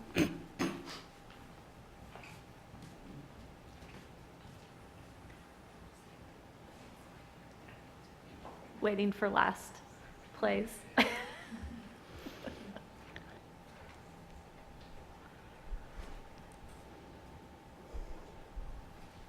I'm Natalia Lowther, and I live in the strange situation of having two houses on a farm. One's in the city, one's in the county. They're next door to each other. At some point, they're both going to be in the city.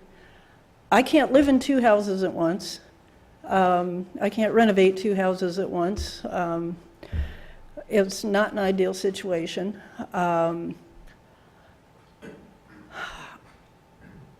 A couple of the things, several cautionary tales. One is, please, please, please spend the time to get this regulations right the first time, instead of going through something like the county went through with the agritourism regulations, where they passed a set of regulations. Some people went through the registration process, and then something blew up. Someone commercial came in and tried to do something that no one had foreseen could happen. They put a moratorium on registrations and completely rewrote the agritourism regulations. And so for a while, there's some of us operating under one set of regulations, some operating under another set of regulations, and we have to come up to compliance with the new regulations when we re-register. Nightmare. Please get it right the first time. When you talk about looking at owner-occupied Airbnbs as a commercial use, please, please, please do not open that can of worms. Westar decided that because I had a web address instead of a street address and phone number on my Farm Street sign, that my residence was actually a commercial use. They put me on a peak usage meter, commercial utility plan, that meant that if someone ran the dryer and the hair dryer and some hot water and used the oven at the same time for 15 minutes out of the month, that 15 minutes could add $15 or $50 of surcharges to my utility bills. There was no way that I could argue Westar out of that. So please make it very clear that an owner-occupied Airbnb is not a commercial use. It's a residential use, just like a rental, longer-term rental. Ditto, trying to deal with financing on two homes. I can't live in both of them, so I can only have a home loan on one of them. That means the other one is a commercial loan with 20% down. And when I had to refinance to put a new furnace in one of the houses, that was a nightmare. Gotta wrap it up, Natalia. So, and I live in North Lawrence, and not everybody agrees with Ted's position on that. Thank you, Natalia. Hiya, it's Courtney Shipley. The couple things I just wanted to touch on. First of all, I actually think that the staff's recommendations are very conscientious and took a great deal of things into account. And you're right, Mayor, the devil's in the details. For example, with insurance, you know, when I go to register my car, I have to show them proof of insurance. That's a very minimal amount of responsibility I have to show. I don't think it's unreasonable to request that in this situation. The other thing, Commissioner Herbert, you're right, to make a bunch of rules that have no teeth is kind of meaningless, but at the same time, you know, when you put it in, there's no right to appeal for the neighborhood. Let's allow something, let's say there is, you know, gross negligence or consistent abuses, some kind of consequence for the neighborhood. I agree with you completely. The other thing, just lastly, with respect to affordable housing, like many of you, I have a home near a core neighborhood. Once I did the research, like some of you did, I learned, well, I guess I could kick this family out and I could make twice as much money in only 10 weeks. In only 10 weeks in San Francisco, I think it's 83. Every city has a different number, how much you can make your tax and your overhead and all that stuff without these kind of regulations, which again, as a landlord, I have to live up to certain expectations that are rules put down by the city. It's totally reasonable to expect these people to also abide by the same regulations. And I'd hate to see people kicked out on the street because it's more lucrative Again, in terms of affordable housing, to keep people in stable housing at reasonable, a reasonable rent, than it is to just let 20, 50 people come and go in the neighborhood. So, thank you. Sorry. Thank you, Courtney. Any other public comment?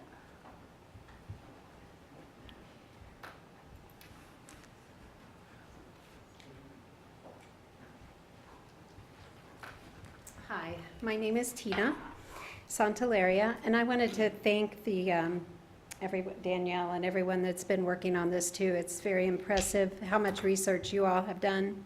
I would say that most of the people in the room that are Airbnb owners probably have 1 or 2 rooms that they rent out.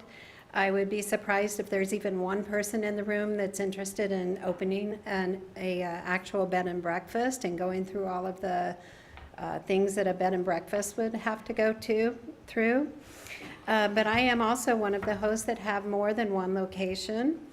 I've been a landlord for a long time, and I had a space that was empty, and I love to decorate, and I have had really good response with the Airbnb that I had. And just kind of for fun, I thought, well, I'll try Airbnb on a second one and see how it goes. So I did have really good luck with it. I have good reviews, and I am like the mother hen with the people that stay in my place. I have a little sign next to the door. It says, say hello to Jean and Nancy. They live next door in the green house. Say hello to, so-and-so across the street in the red house. I have a little sign like right there by the door so that they feel welcome and they know that we live in a nice neighborhood and those people care about them. A lot of times I'll tell my next door neighbor, oh, this so-and-so and his wife are going to be here this weekend. They're coming to see their daughter at KU. I kind of try to clue them in. I know all my neighbors' names, and we have not had any problems. I think it's some of the places that we have had problems and complaints that we should look more at those and to see what those actual problems are, to see if we can help resolve that. And even though I do have multiple properties, I am concerned about groups of investors coming in and buying up properties. I think that there's some kind of a line between a concerned citizen that owns property in our community and outsiders, that come in as groups and buy investment property. I think there is a difference there. I think that's pretty much the main things that I wanted to touch on. So, thank you. Thank you, Tina. My name is Derek Felch. I manage the Hampton Inn here in town. I have for about 14 and a half years. When I moved here 14 and a half years ago, it was kind of unaffordable to live in Lawrence. It was before Airbnb. It's always been a challenge. Might be university driven a little bit too. My question, I guess, or a couple comments I tried to make some sense here, is how do you enforce that application process? To ask someone if I want to put my house on Airbnb, I got to go through a 3-month to a year process, or I can just register it on Airbnb and make it available for a weekend. Is that something that's really enforceable?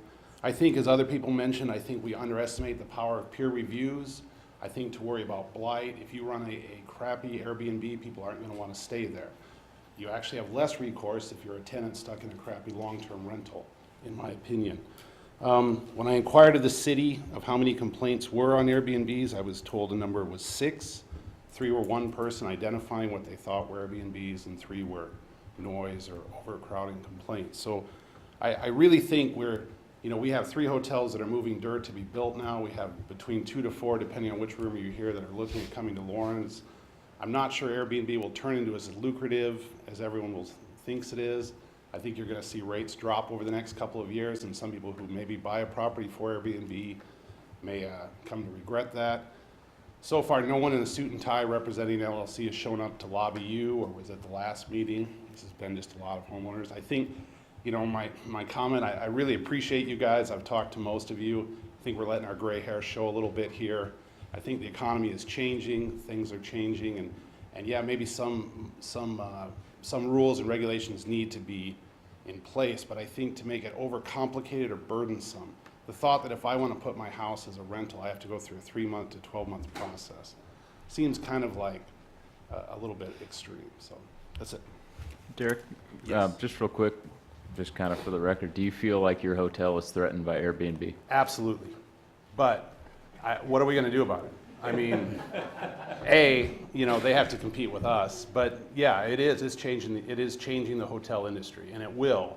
I kind of feel like it has to be the conversations that people had in the boardroom at Sears, wondering about that pesky Walmart, why would people go there to not have someone help them try clothes on or things like that. But yeah, no, it's going to change the hotel industry forever. But I don't think that's, you know, I also raise animals. I've shared this with a couple of you. I have a little farm so that I can add running a nonprofit to my list and experiences. And the amount of regulations and hoops we have to jump through in the name of safety, or what made sense to a group of people sitting around a table who were probably very well intentioned, sometimes borders on ridiculous. And so that's where I worry when we run to regulations, especially as you brought up, if they aren't enforceable. But yeah, it's going to change the hotel business. So. Thank you, Derek. You bet. Hi, I'm Angie, and I live at 1922 Barker Avenue, and I have an Airbnb that I just started just a few months ago, and that was to help me stay in my home. And I am also looking at the concerns about the regulation and things, because I also lost my job a couple of weeks ago. So I may be looking at increasing my Airbnb and moving into fewer rooms into my house. Now, I will be getting another job, but I have enjoyed the Airbnb. I do want to say I'm also a huge proponent of affordable housing. I was I'm a Justice Matters board member, and I believe strongly in affordable housing. And I don't quite understand how much this will impact. I have a house in my neighborhood that's one of the big, huge houses that was bought by an Olathe family that they've come in and done Airbnb, and it's certainly not a modest, affordable house type thing. So I think there's all kinds of things to look out. My home would be considered more of an affordable house type home than this other one that's used for affordable housing, or for an Airbnb. But anyway, just to state that they're not all small homes that are purchased for that. Like this person said, if they can't get 8 or 10 in them, then they don't want to use it. So sometimes the investors that come in want to use, want the big houses. So I too am a proponent of the affordable housing, but also wanted to say that I'm concerned about the being commercial use. I would discourage that, and I also discourage having more regulatory laws like the 3 to a. I think there's impossible to regulate 3 to a unit. That would be kind of silly. And I appreciate you looking at this, and I do appreciate your support, and thank you. I guess that's all I have to say. Thank you, Angie. Yeah, go ahead. Angie? Did the folks from Olathe move into the house and operate as an owner-occupied, or is it a non-owner?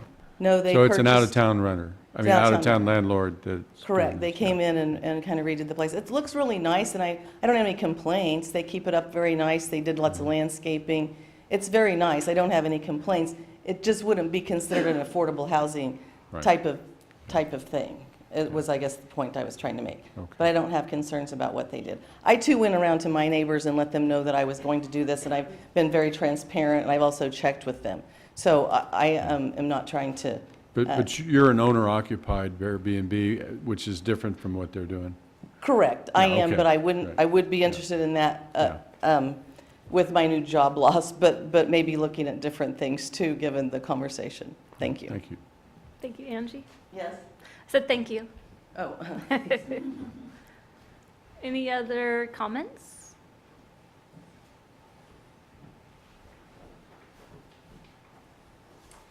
I guess then I might as well share my comments. Jennifer Ananda, 1951 Miller Drive, until about midnight tonight. I just want to share my thoughts as I was hearing the presentation, and not necessarily to come down one way or the other as for or against Airbnb or anything like that. Just the thoughts that came up for me as I was looking through this, in particular in regard to receiving direction from the City Commission on what areas of the ordinance to pursue. And I was really listening around the licensing piece. I know that the people here tonight are clearly on the up and up and very committed to what they're doing.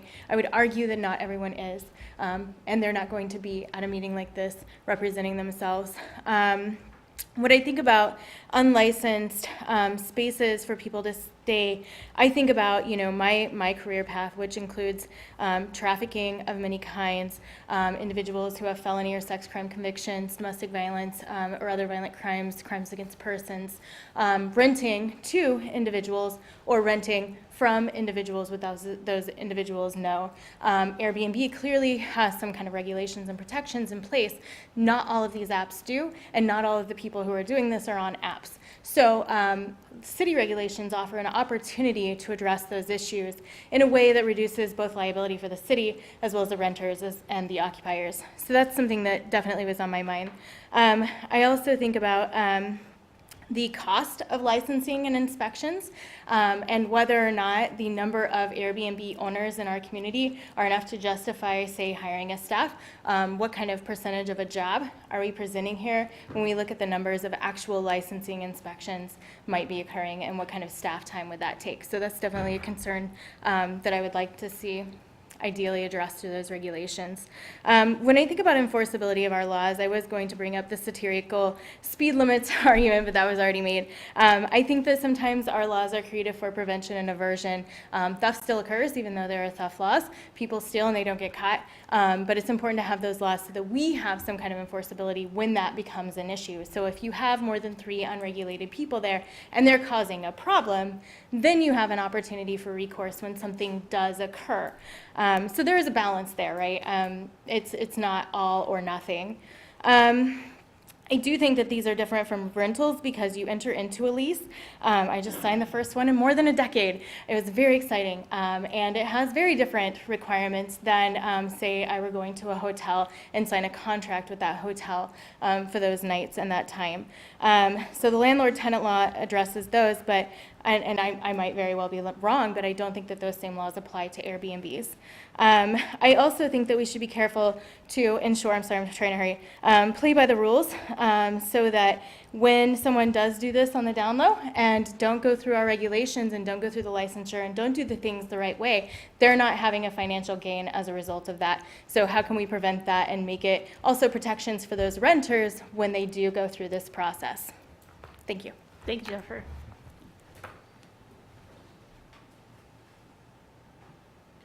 Any other public comment?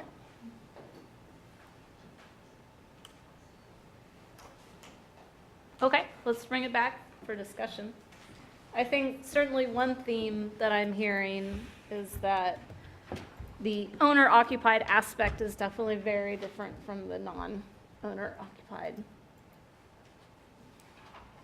Yes, definitely. Is there any? I would say absolutely. As somebody that was an owner-occupied traditional bed and breakfast, and it was traditional. Understanding it's different, you know, being in that facility, you know, and being able to run it as a business because it was. But you know, because you're there, you're able to take control of situations as they come up. Mm-hmm. Well, what I was going to suggest is that perhaps we tackle this first when we're talking about owner-occupied, because it seems that there's more devil in the details for non-owner-occupied. Does that sound accurate to you all? Shall we talk first about owner-occupied and if we're going to create regulations for those?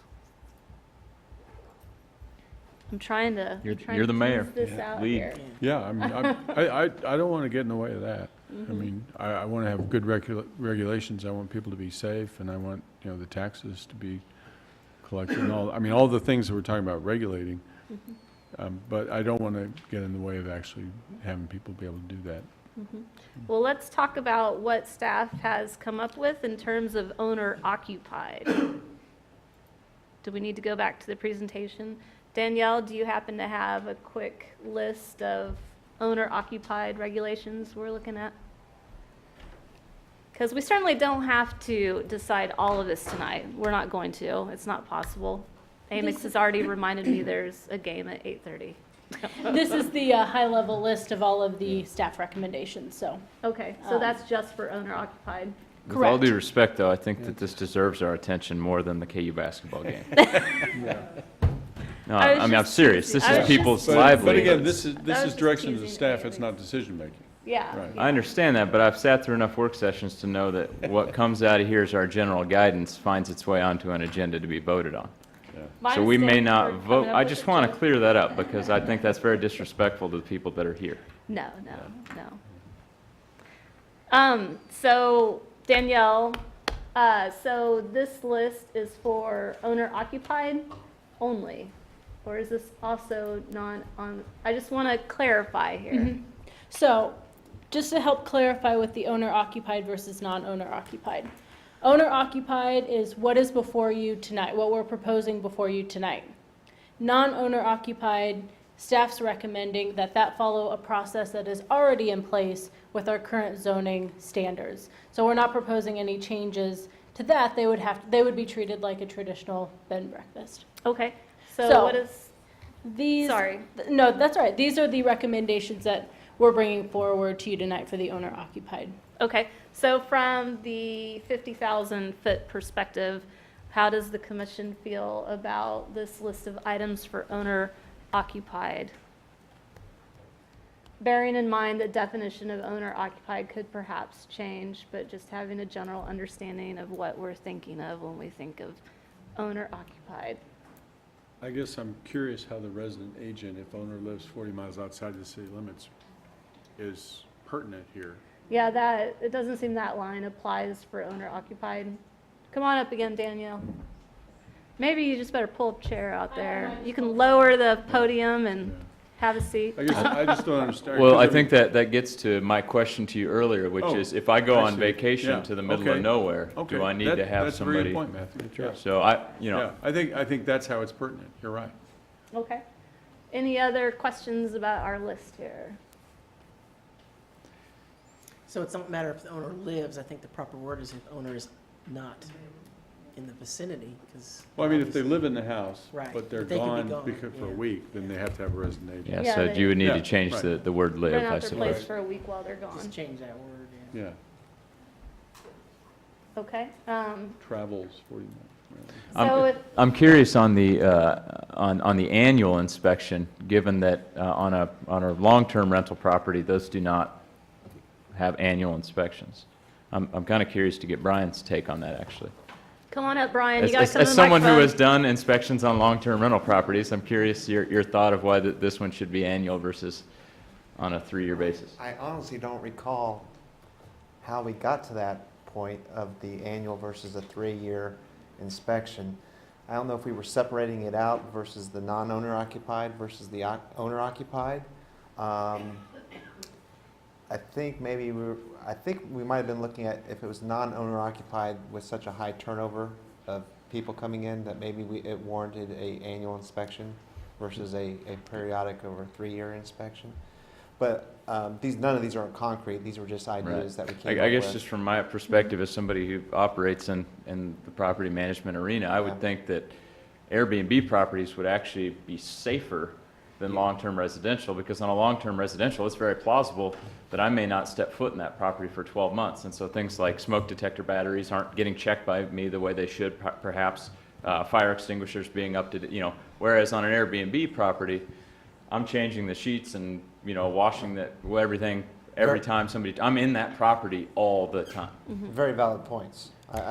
And going back to the resident agent, I don't know if we were specifically, when we had that listed there, only identifying a owner-occupied unit that was going out of town for, Right. I think that was really focused in on the non-owner-occupied Right. situations. Stan- That we know that they're not there ever. Mhm. And in that case, they probably have a resident agent doing the changing of the bedding and all that type of stuff for them. Brian, instead of the presentation slide, will you please pull up the staff memo, because it has the eight points that are, because does seem to be a little confusion here, and it seems better laid out in the staff memo.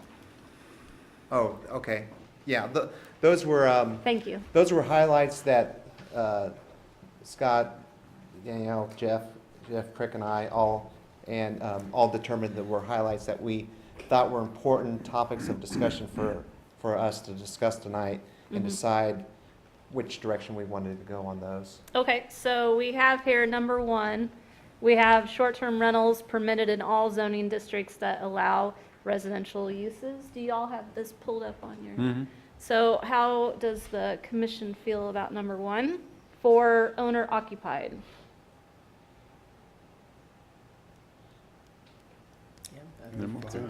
Okay, number two, collection of TGT and sales tax, hosts are responsible. Well, they've already signed the Yeah, they've agreement, done it. so, Yeah. yeah, that's done. I Okay. would like clarification, you know, if Please. we could get some kind of response on, you know, the tax situation on property tax. I know it's out there, and I know that they've had to deal with it, so. Yeah, we can dive much deeper into that. Yeah, we're still staying on the 50,000 foot level right now. So number three, we got the annual license and fee, which I believe is what Matthew was asking about. No, I'm asking about number 4. Yeah. Oh, the annual Which, inspection. I mean, I and fee. suppose if number 3 says the annual license and fee is proposed to be similar, if the program's designed to be similar, I think the inspection period ought to be similar. And like I said, frankly, I don't think it makes any sense to have a quicker inspection on this one when the owners are in the property, especially if we're talking owner occupied. The owner's literally in the property every day. So you're suggesting changing it from an annual basis to, I think you should just follow our rental I don't know why we would have to change it from our rental code. regulations. and that yeah. was every 3 years? That's every 3 years and 10%. Yeah, it's 10, but it's not every one of your properties. But I Right. guess if it's owner occupied, It's you only owner have one. So. occupied. yeah. So perhaps We- every we have- 3 We have years. we have some incentives on the rental licensing inspection as well. If you Right. have a certain number of violations, you get a benefit of a extended Longer, out. right. Yeah. I mean, yeah, so we can look at that as well, if you. Okay, If you so want do to you want- mimic it exactly, we can. Because look at frankly, that. that's the expensive part of the rental registration program right now. The annual fee is $17, Depending on how many units you own. depending on how many it's units you 14. own, but the actual inspection itself is $50. So that's really, I just think that 3 and 4 should mirror what we've already got in place. for- Okay, so that would be every 3 years. You guys want to change that, number 3 and number 4, to perhaps instead of annual, every 3 years is what I'm hearing? Yeah. The license. I Yeah, would, it's annual renewal. I would annual point renewal. out that, and I don't know, I haven't seen this from this year, but I remember, gosh, maybe this was the 2016 budget year. When we went over the 2016 budget, that last sentence interests me on line 4 where they say the fees are set to recover the costs associated with processing the request. If I remember right from doing our 2016 budget, rental registration operated big time in the red. And so the sentence of saying the fees are set to recover the costs. Let's take a break for 3 minutes, because now we're missing a commissioner. Okay. Okay, we can do that.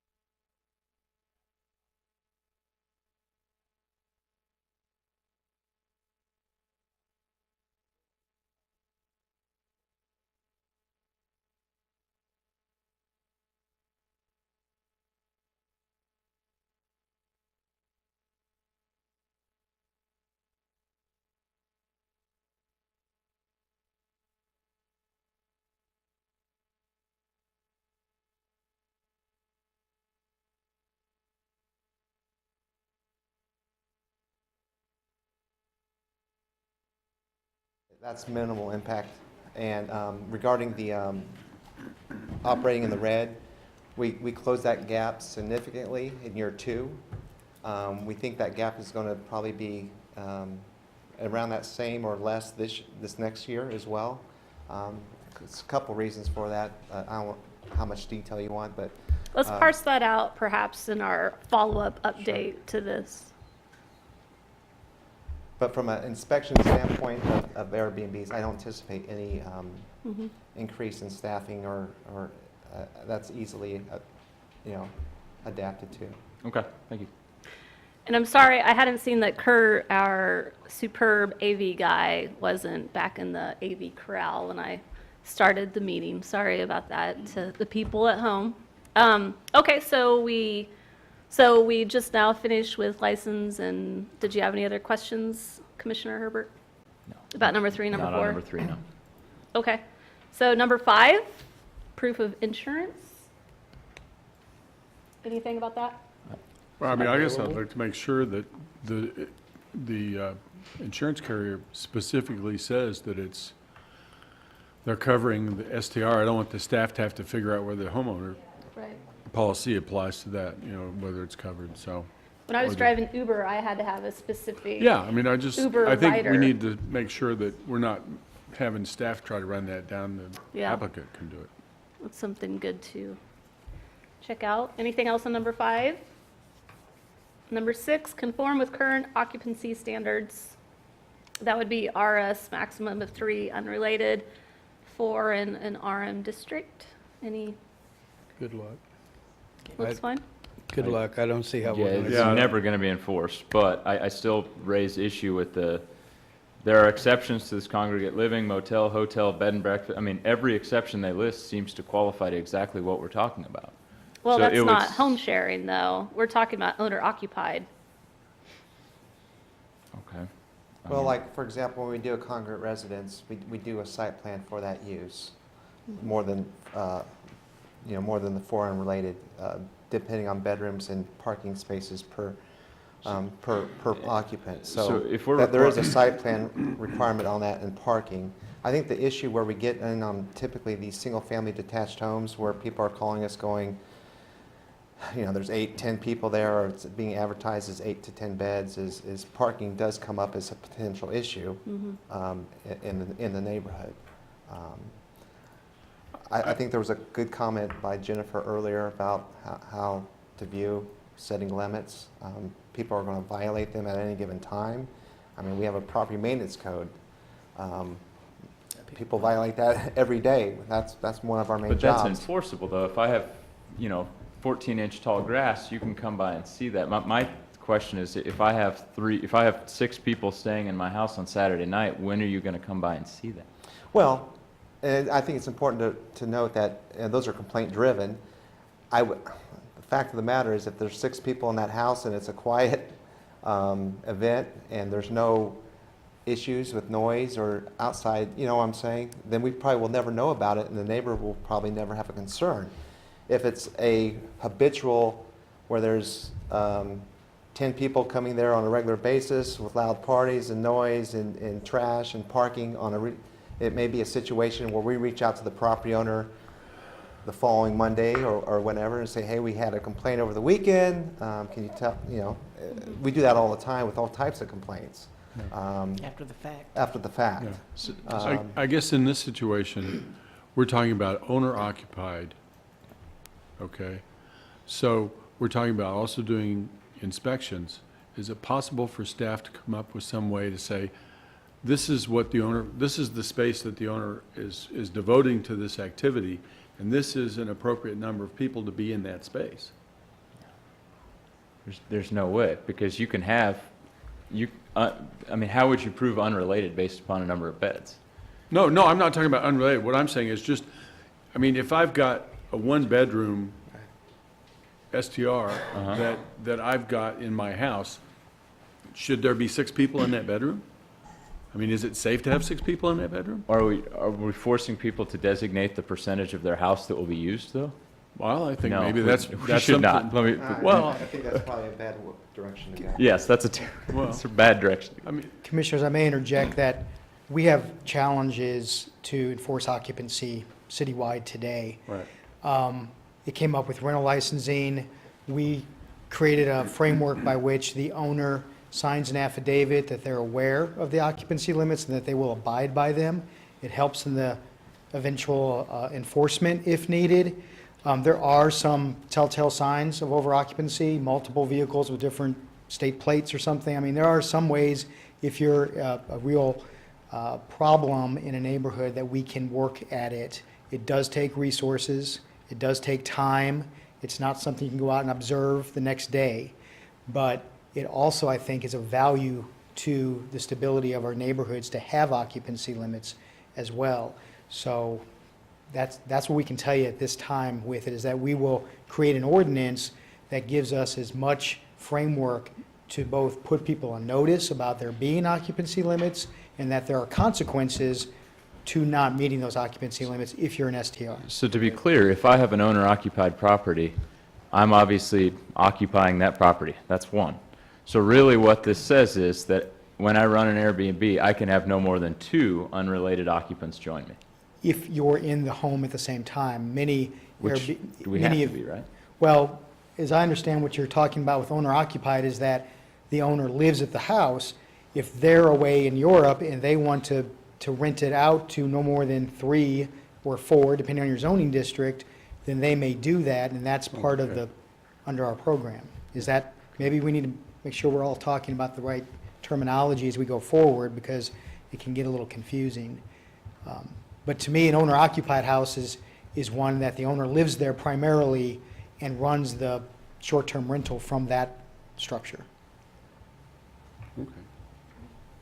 Scott, will that ordinance then, and the fact that we're requiring a license, will it also talk about the consequence if somebody violates that portion? It would. It And would so be. that we could, the governing body or the administrative staff, whoever, or the municipal court even, I suppose, would have that opportunity to cause the removal of that license and this activity not to be able to happen at that location, right? Yes, I believe, although it's a challenge, we can build a framework like that. I have read where some cities are even now monitoring and establishing rules about how short-term rental operators can post their properties on websites to make sure that people understand who are coming to look at the property that there's a limitation on occupants in the neighborhood. We've talked a lot about this internally. The only housing structure type that we really have to accommodate more than 3 or 4 occupants is the congregate living use.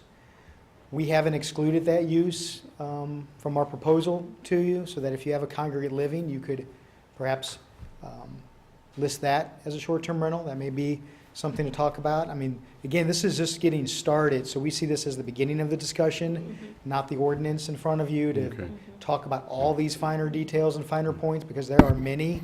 And I think a lot of this heavy lifting on the discussion could occur at the Planning Commission as well, as they look at the development code issues and make a recommendation to you. Yeah, this is just the 50,000-foot level that we're looking at now. We're not actually writing code right now. Correct. I understand that, but I've learned along the way that you have to be very careful to be very specific. I mean, we were 50,000 feet away when we talked about farmland remediation, and this morning we're dumping water. And I do sometimes think, you got to deal with things when they're in front of you. to Commissioner Herbert's point, we understand in speaking through our public process that this is an important component of an operator's issue as well. Many of them are listed over the occupants that we would have. Sometimes those could be legit per our code, that it's a family reunion, so you've got a lot of related people, just like you would on a weekend where you have your own family over. Other times it's, let's all watch KU football. And so there's a lot of moving parts here. There's a lot of different desires by different stakeholders. Okay. Are we finished with our discussion about number 6? Yeah, I would just throw out that if that 3 number does include the owner occupant as one, and it makes it to where we're legislating to where no more than 2 may enter a property, you're going to render this virtually unusable in the world of Airbnb. I don't mean to take a neighborhood conversation to the economic development level, but we've had several events recently in our community where we've had every single room filled, and we've seen significant economic loss because people have had to go to Topeka or go to Kansas City to stay. And, you know, Michael Davidson will tell you, when you travel, 17% of the money you 17 cents goes to the hotel. The other 83 cents goes to where you spend your money. And if we force people out of Lawrence, you're losing 83% of that. So be very careful. Duly noted. Okay, number 7, we've got the local contact person. I understand it now. And that was really about non-owner occupied. Right. I don't think we would require a resident agent Mm-hmm. for someone that's, you know, out of town for a week. Sure. Okay, number 8, notice to neighbors. It's our final one. Owner occupied only is what we're talking about. Okay. Looks good. No, we shouldn't, or no? No, I don't think that there would be 400-foot radius. That's what I'm reading here, that they need to notify within a 400-foot radius if it's an owner occupied. Oh, you don't think they should have to? Yeah, I don't think they should have see to. it serves a purpose if the neighbor can't protest anyway. Yeah, that is something I had a question on about some kind of protest process if someone is running a poorly run Airbnb, owner occupied or otherwise. What kind of appeal process would we have for something like that? Well, there's 2 issues. One is the initial process of establishing the short-term rental and whether or not you desire to have notification of such to the neighborhood, or if there's going to be a distinction between owner-occupied and non-owner occupied. And then, once established, any issues, noise or over-occupancy or property maintenance issues would go through a normal channel of code compliance. Okay. So especially if they have a license, I suppose it's possible to revoke that license when it Depending comes on how we up set to up the that. ordinance, and- right? Okay, so we've got one person that does not think there should be any notice, if I'm understanding right. If you don't notify your neighbors when you set up a rental property. 2 people. that- So- Well, this is more like the type B home occupation. It is. I mean, this is not owner occupied. Okay, well, that's what I'm asking you guys right now. So for owner occupied, I'm hearing 3 people now do not think that there should be a notice. I'm not sure that's what I said. Okay, then what would you like to say? I'm actually happy with the notice to neighbors. I think information is good for them to have. And, you know, again, how to file a complaint if an issue was to arise. It might be more, it might be better for them to be notified up front what they can do if there's an issue. Yeah, I would agree with that. Commissioner Amix?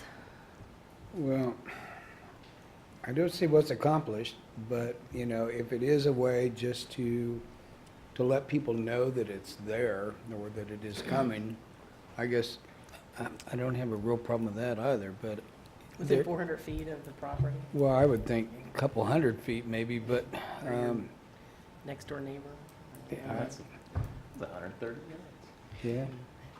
So perhaps the surrounding properties, not necessarily 400 feet away. What can happen because of the notice? Well, education Put is a your big neighbors part of at it, ease. Yeah. as Vice Mayor Boley said. Like our home occupation, it's and some other things, it's just notice think it's- of something out of the ordinary I think it's for the what's neighborly thing to expected. Mhm. Yeah, I mean- Should we regulate that? And I would say there are some alternative ways to get notice out. We map rental licenses, for example. We could add STR licenses to that interactive map, and people can go on and see in their neighborhood where the short-term rental properties are. No, that's, I think it's important for people to be told how they can file a complaint if they have a problem. that's true. I mean, that's my key. That's Scott, when we send out, when we send out the notice for one of these home occupations, what all is included in that? It may have to ask Sheila to answer. I'm losing the exact language of the letter, but it's typically just what the use is, what the business is. We may have a statement that it's not an appealable item. So literally, it may just be notice, but it gives the public an opportunity to come down and talk to the planner who's processing the application about what it is, look and see what potential impacts there are. You know, any land use we have in our code the governing body gets to decide at what level of participation the neighbors have in providing the bundle of property rights. And so that's a little bit what this discussion is. How many, what's the bundle of property rights we're going to afford short-term rentals? Okay, so perhaps a compromise would be a shorter radius of notification. Yeah, I'm okay with that. I'd say 200 feet, but what do I know? That works. I'm fine with 200 feet. Okay, that sounds like a better compromise then. Okay, so that was, Danielle, those were all the things for owner occupied. Are there any that were missing just for that? Okay. So now, let's go back to non-owner occupied, because that seems to be where perhaps our biggest devil in the details are. I think that the first question I want to ask the commission, based on the public comment and discussion we've had so far, is does the commission wish to allow non-owner occupied short-term rentals? Yes.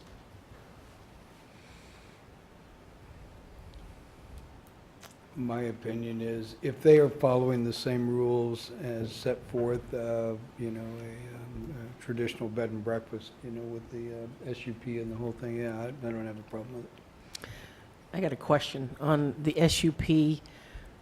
When a property owner would apply for that, do the neighbors have the opportunity to protest that? Absolutely. Yeah.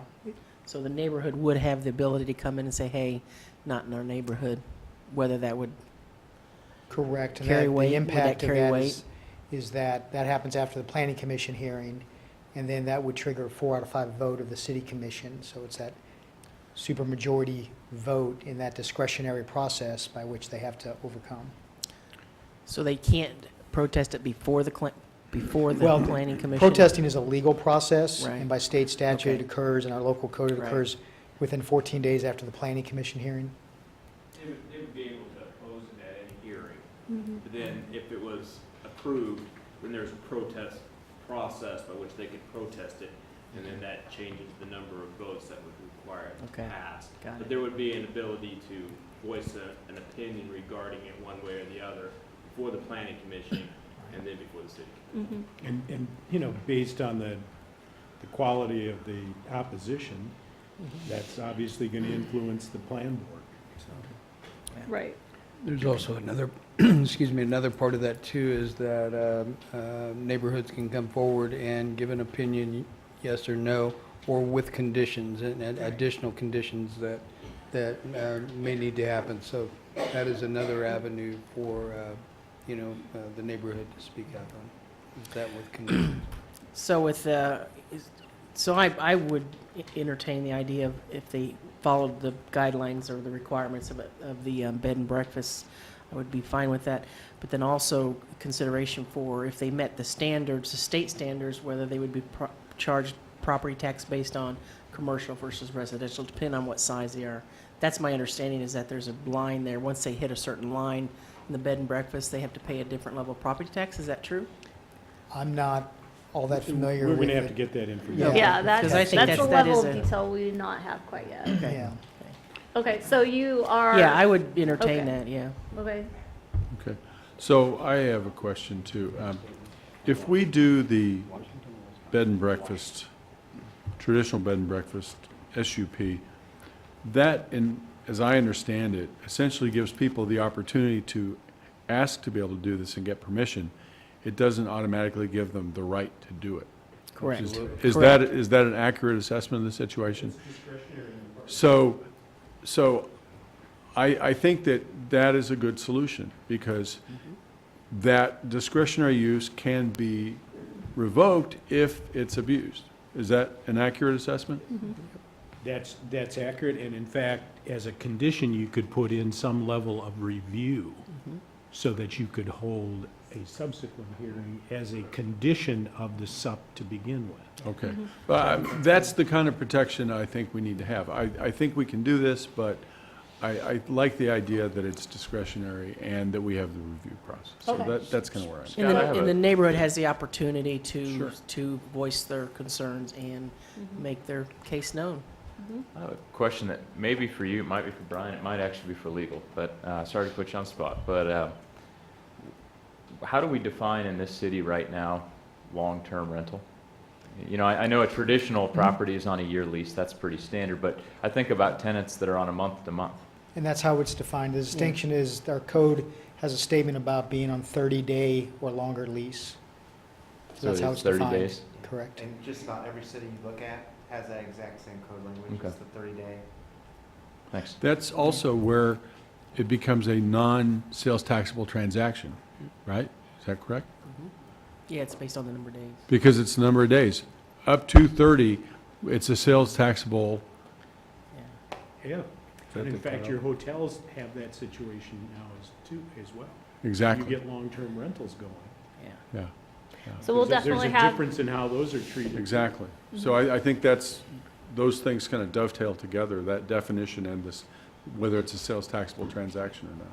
so staff will verify that with our We'll following have to go back update. and look at that. So I'm hearing that the commission wishes to regulate non-owner occupied short-term rentals. So this list of 8, does anything jump out as to do differently? Well, it's a or different non? process. Is there? There is a process that's established that they would have to follow. So under- this would not apply. Yeah. Right. Yeah. Scott? So just to make sure, I didn't communicate what was happening Sorry. in my brain, I'm sorry. So Scott, or Danielle, because I don't know who wrote the memo. So just to verify, these 8 things in the short-term rental framework do not apply to regulating non-owner occupied short-term rental. Is there anything we need to look at in here that would apply? No, they would all apply except perhaps number 8. I mean, it's just a different process to establish it. Once they received an approval on the special use permit, which deals with the land use, they would still then need to get a license from us, get the inspection, Okay. show proof of insurance, conform with occupancy standards, everything else in here is how we think of it. Okay, so perhaps for our following conversation that we have that second process clearly delineated for any potential questions that might come up for that future discussion that we'll have. Sure, we'll have to build an ordinance that has the distinctions between owner-occupied, non-owner occupied. And then, of course, the taxing questions. Are there any other questions that we've had that I'm not thinking of right now? I just asked Scott one question. Please. Scott, not to disagree with the city manager on the recommendation under an SUP, but does the governing body not have the right to review an SUP at any time? We do, we Okay. do. We could put different conditions on it But that. without that condition In being fact, we added. had a bed and breakfast SUP that sent us into that unit every year recently, within the last 5 years. And so we would go do our inspections and make sure the floor layout was the same as represented and different components of that. One thing that I haven't thought, were you done with your question? I'm sorry. Amix, of course, brought up the question of if a project is receiving incentives that they may or may not be allowed to do short-term rental. Perhaps that's a conversation or a discussion point in our future discussion. I think so. I just want to make sure I'm getting all of our things structured I mean, here if you're, properly. if you're permitting them as a permitted use in the city, that's a discussion I think the board needs to have about Mhm. the incentive component. I just don't want that to drop. And I also want to just mention, I think there are some nuances here that will kind of vet themselves out as we go through. I can think about some uses in the multifamily district, for example, that if somebody wants to do a STR in a congregate living use, they would need, and it's non-owner occupied, they would need to get a special use permit. That's one way to marry the issue of over occupancy with a process to give them that avenue for approval. The last concern that I'm hearing from the public, and my concern, of course, is that we don't want to accidentally incentivize, investment properties, affordable housing, how that relates to that. So perhaps in this coming conversation, we talk about that a little bit more, and if it's even possible to regulate so that we don't shoot ourselves in the foot, basically. Yeah, you just don't incentivize residential. Problem solved. Yeah, I think that's the challenging component of this. I think Danielle kind of mentioned that. We don't know yet what the impact will have on affordable housing. There's a lot of kind of articles and information about it. How cities are managing that, maybe we can look at and get an idea, get a sense of. I would imagine that might be a large part of our coming conversation, is how we deal with that. Is there anything else that I'm not seeing, anything that I haven't covered that the commission was concerned about?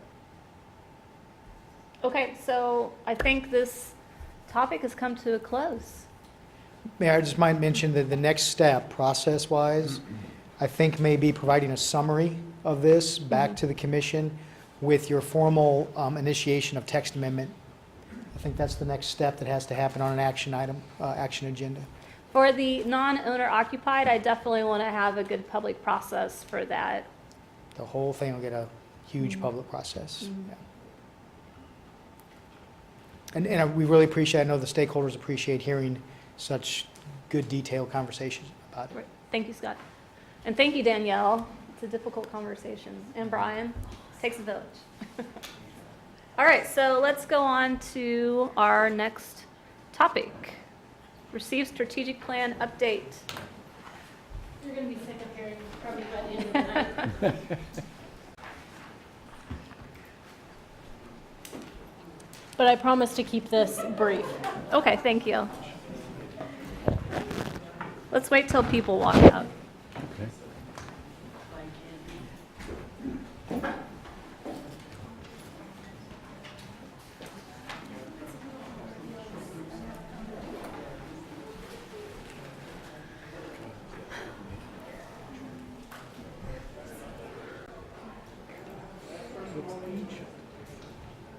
Sorry I got you in trouble with your PowerPoint. Really?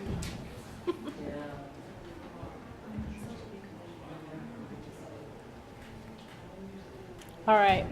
So I will promise to keep this brief, but just kind of a high-level overview and kind of update. Really, the primary purpose of this evening and bringing this forward to you is really to give you guys the opportunity to look at the priority initiatives that have been set out, as well as the critical success factors, and give staff feedback about any of those that you may want to change. So that's really kind of the primary focus. But before I kind of turn that over to you, I did want to give you a brief update on what's happened between when the strategic plan was adopted in March and today.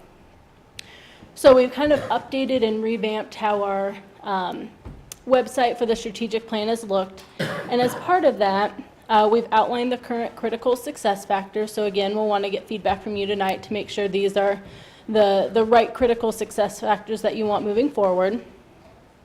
But we've also listed the priority initiatives. And as staff kind of have gone through the strategic plan, we've developed action plans to address each of these priority initiatives. So if you have questions on them, please feel free to ask us, but you can click on each of these and dig down and actually see what those action plan steps are and where we are in that process. So for example, you can see that this action plan, which relates to the advisory board initiative that we've undertaken, step 1 has been achieved. You can also see ones that are planned, so those will be addressed in the near future, and the ones with a status bar update are the ones that we are currently working on. If it's green, it means we are making progress in kind of the time frame in which we think we should be making progress. If it's yellow, it means we've hit some disruptions, and if it's red, it means we've hit some major disruptions. So just to kind of orient you with this. We have also been working on coming up with indicators, performance indicators for each of these 7 critical success factors. And if you click on these, you can see what those indicators are. If we have data, the data is available. But I think it's important to note that there are some measures that we don't quite collect the data in the manner in which we need to include in this. So as we move forward and move along this process, we will continue to update these and add data as they are available. So that's just kind of a high-level overview. There are also some qualitative measures. So for example, engagement in professional associations, you can click on that and see a list of professional associations that the executive team is a part of. But like I said, feel free to look at those, ask questions about the initiatives, but really we want tonight to focus on the critical success factors. Are those still the critical success factors you want moving forward with the next 2 years? And the priority initiatives, are those the priority initiatives that you want staff to continue moving forward with over the next 2 years? And then after the process today, we'll revisit the strategic plan every 2 years and have the same kind of conversation, but we will continue to bring back regular reports to you all every 4 months on the status of each of those initiatives. Excellent. Any questions about that for Danielle? Yeah, what does the calendar look like when you say the next 2 years? We did this, what, a year ago? Yep. So would it be 2 years from then or 2 years from now? 2 years from now. So after every election cycle, Okay. the idea being we want the current commission to talk with any commissioners-elect about the strategic plan and be able to have that dialogue about why did we select these critical success factors, why did we select these priority initiatives, and kind of what the rationale was behind that. So the idea is to get the incoming and the outgoing commission to have that discussion. And so if we cycle it on a 2-year basis, you'll then have a work plan for that 2-year period. And any changes that, for example, a commissioner-elect would like to interject or introduce, you'll be able to hear that, and so that you're somewhat on the same page for that 2-year period. And obviously the reason that we did that is the nuance of the way this government works is you can flip your majority every 2 years. Mhm. There's the potential for that. And so if there's, if that were to happen, that would probably telegraph a significant change in the direction that the commission wished to go. And so just having a strategic plan that, like we just adopted or got into this past year, probably wouldn't have relevance and wouldn't be likely to be supported for that 2-year period. So this gives you a chance to engage the newly elected individuals with the incumbents and have that conversation so that you're always on track. One of the things that I think the whole point of the strategic plan is to give you a longer horizon vision and direction for where you're going. But doing this just after an election allows you to kind of reaffirm that you're still on the right track based on the results from So have we spoken to our commissioner? we invited her into this conversation specifically for that purpose. So when I say that out loud, I'm saying that to her as well as the commissioner seated at the dais. So does that mean the commissioner-elect or plural elects would be expected to come up and speak now? And If they have any suggestions for how they would like to see it modified, I Okay. think this would be appropriate, but, not to put a lot of pressure on right now. Right. It's, You ever felt like you're talking about something? give the individual some time to review it, but then she can always come back and you can have Right. that conversation. You can Well, 4 adjust months and would be February. That would be right after the new commissioners would be Yeah, seated. So that seems But we fair. wanted to, we specifically invited and called this particular item out so that was. Oh, okay. Yeah. Okay. And that's, and it'll, as we evolve this process, that will become, I think, more routine, and it will become part of your culture and how you govern. I feel bad because as mayor, I didn't realize that maybe I should have been talking to Jennifer before now. Well, and she can talk to us as well Okay. about the plans. So what's the calendar for our input? Is February when we do this? So depending on kind of your conversations tonight, we can, if needed, we can bring back kind of an updated strategic plan. The idea being we would probably bring that back in January or February when the new commission is fully seated. But we will continue every 4 months to kind of have these general updates and have these discussions that are brought before you. I think that's fair to do it after they're seated. rather than kind of putting them on the spot. And then that makes, whoever is outgoing And that applies to you too. a You little can odd. feed this back to us as well. Yeah, a little odd. Okay. Okay, well, how do we feel about these critical success factors?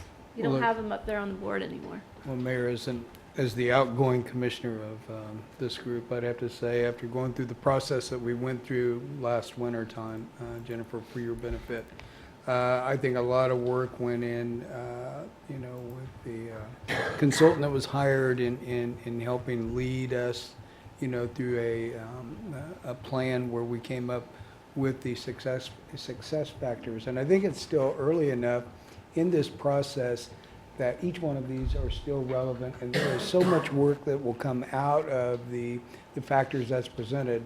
I think that, we stay the course at this point, because I think this is the bones of the backbone of what a healthy city ought to be. And, trying to get to that next step as to where we want to be as a community.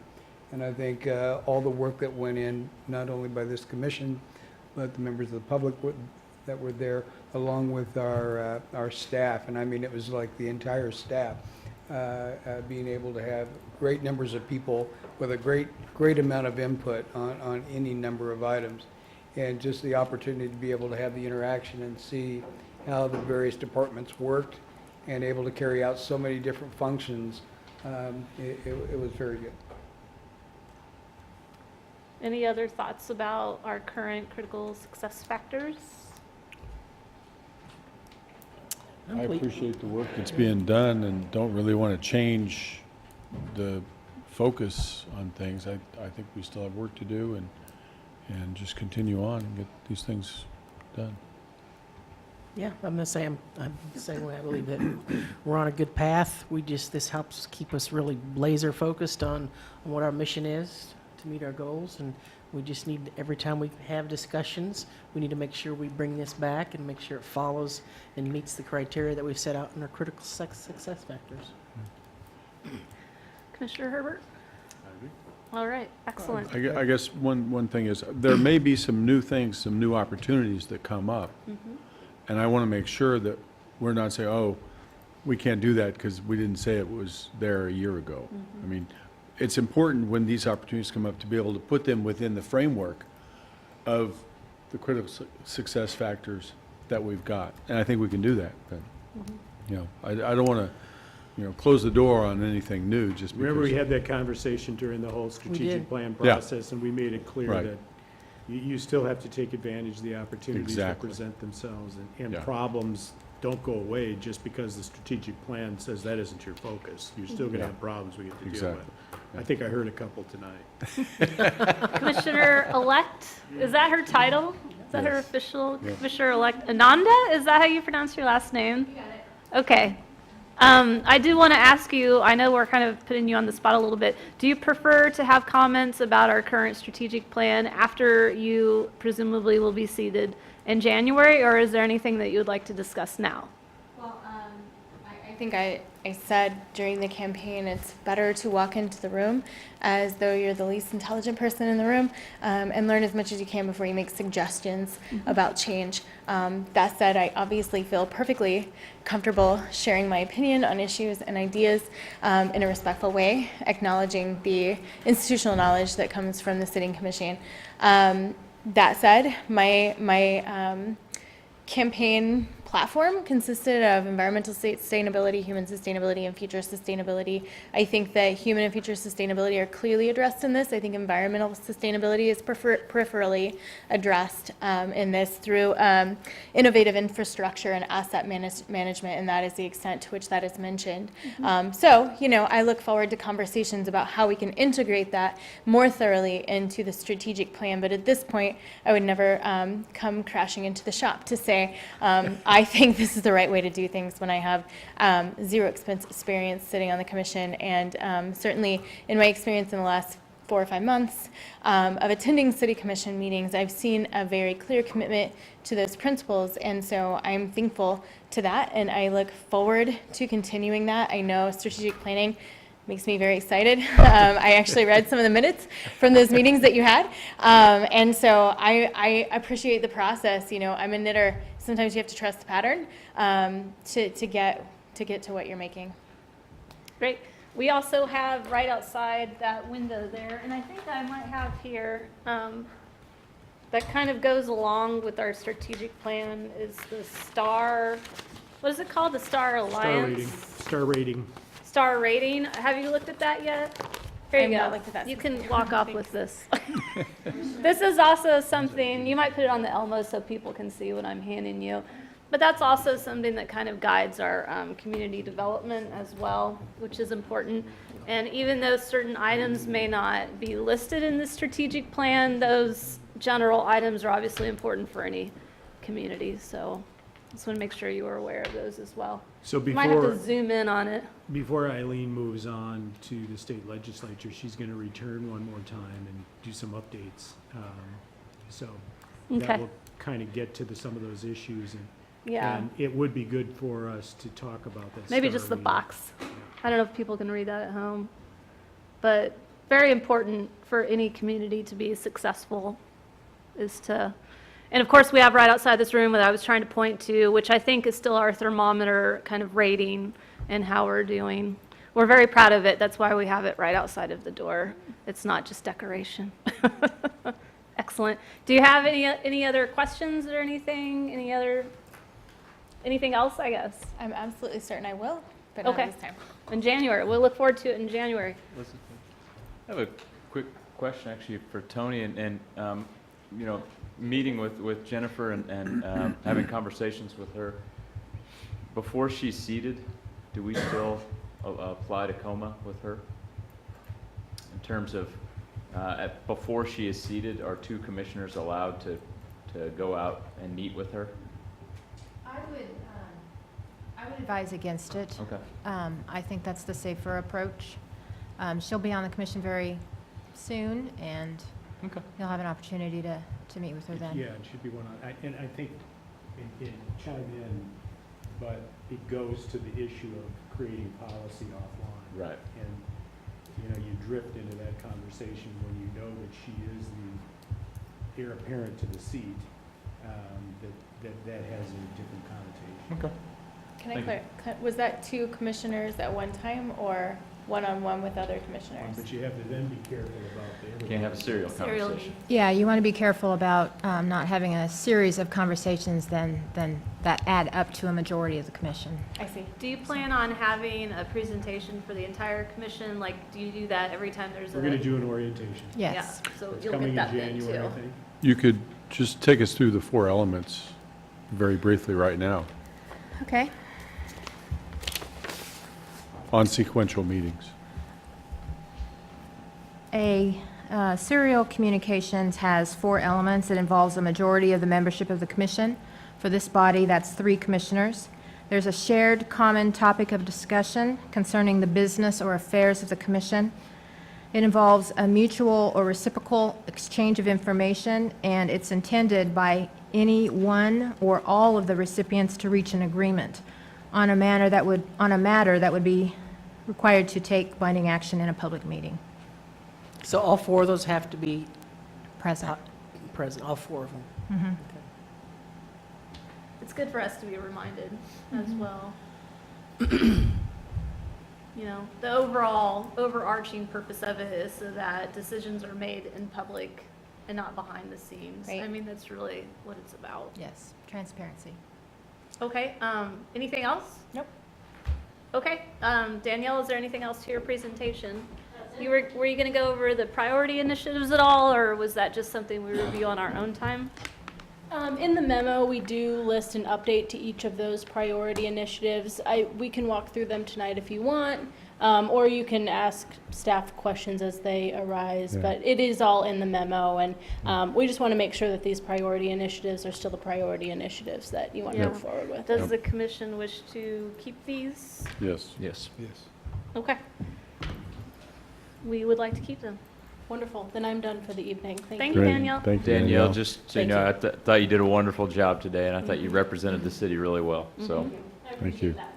She does in just about everything she does. It was We're Yeah. very incredible. proud of her. All right, so now we're on to number 3, where we have Ted talking about the storm, and I would imagine some issues that it uncovered. that still need to be worked on. Good evening, Mayor, Vice Mayor, Commissioners. Well, you know, it's 1 month today that I'm back here giving you commissioners an update on the wet microburst that hit North Lawrence. That is documented in the Lawrence Journal-World of upwards of 80-mile-an-hour winds at 4:27 p.m., October the 14th. And, you know, the only thing I was up here before was I wasn't going to ask for anything because I already got the pump. And the deal is I was going to give you input of the health, safety, and welfare of the residents of North Lawrence. And those residents took it kind of personal of the event that happened that evening.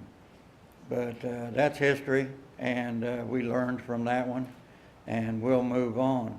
So I just want to tell you that everything's moving forward in North Lawrence. There wasn't anybody hurt. There was over 100 plus claims, everything from 3 homes that were uninhabitable for a period of time, numerous cars crushed, but you know, North Lawrence is pretty tough, and we pretty well take care of ourselves. But this time we did have some help from a couple individuals, and that individual is David Kraus, and that man, he was over there an hour and a half after the storm with heavy equipment moving, trying to open up the streets so that emergency vehicles could get through if they had to. And so he did a hell of a job. And the next day, the next morning, he was there, and the city crews were removing the trees and debris, and helped me with mine. And so also, I might say Crystal Myers of Forestry, she also did an excellent job. And then on Tuesday, the following Tuesday, was our annual neighborhood cleanup. And so needless to say, we had a lot to clean up. And with the help of sanitation did an outstanding job, making 2 or 3 trips through the day, removing debris. So I just want to compliment Public Works on that, their job of doing that. Now, that being said, you know, that pump under the underpass, I was under the impression that we were going to get a permanent pump there at the underpass.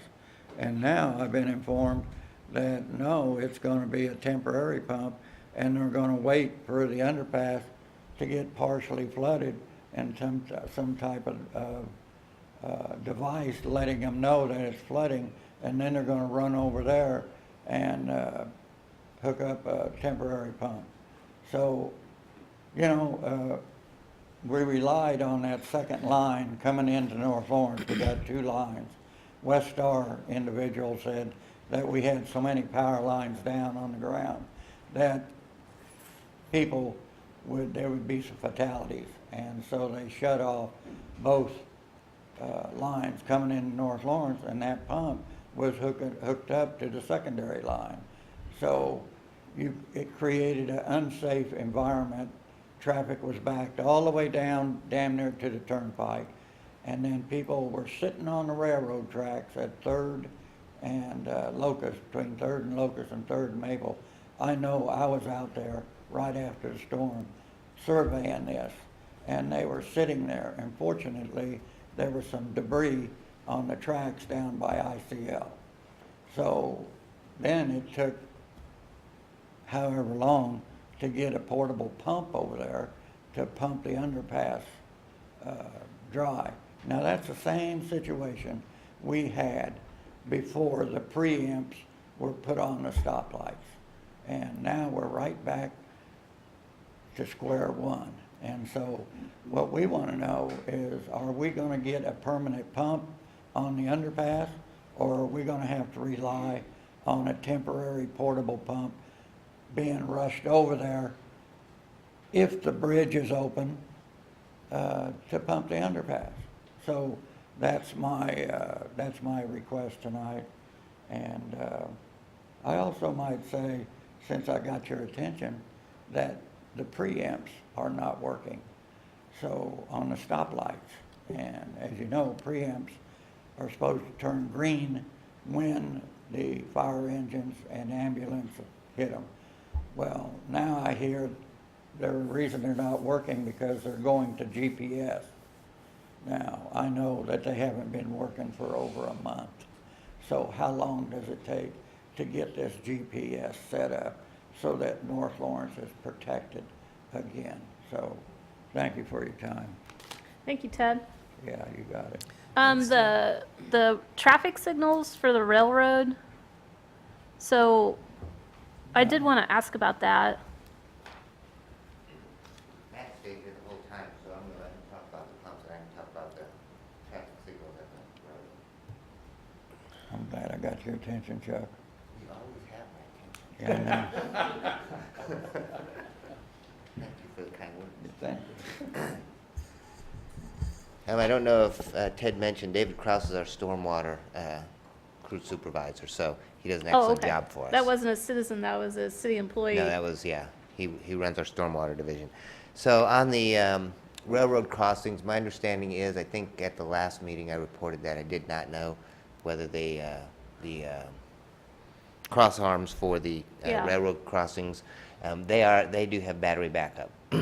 So if a train would have came, Yeah. they would have gone on. And if somebody would have been on the tracks or underneath it, it would have closed down the car. So, but yes, they do have battery backups, and they should be working. So, as far as our signal goes, Ted's correct. We are in the process of changing those over to GPS.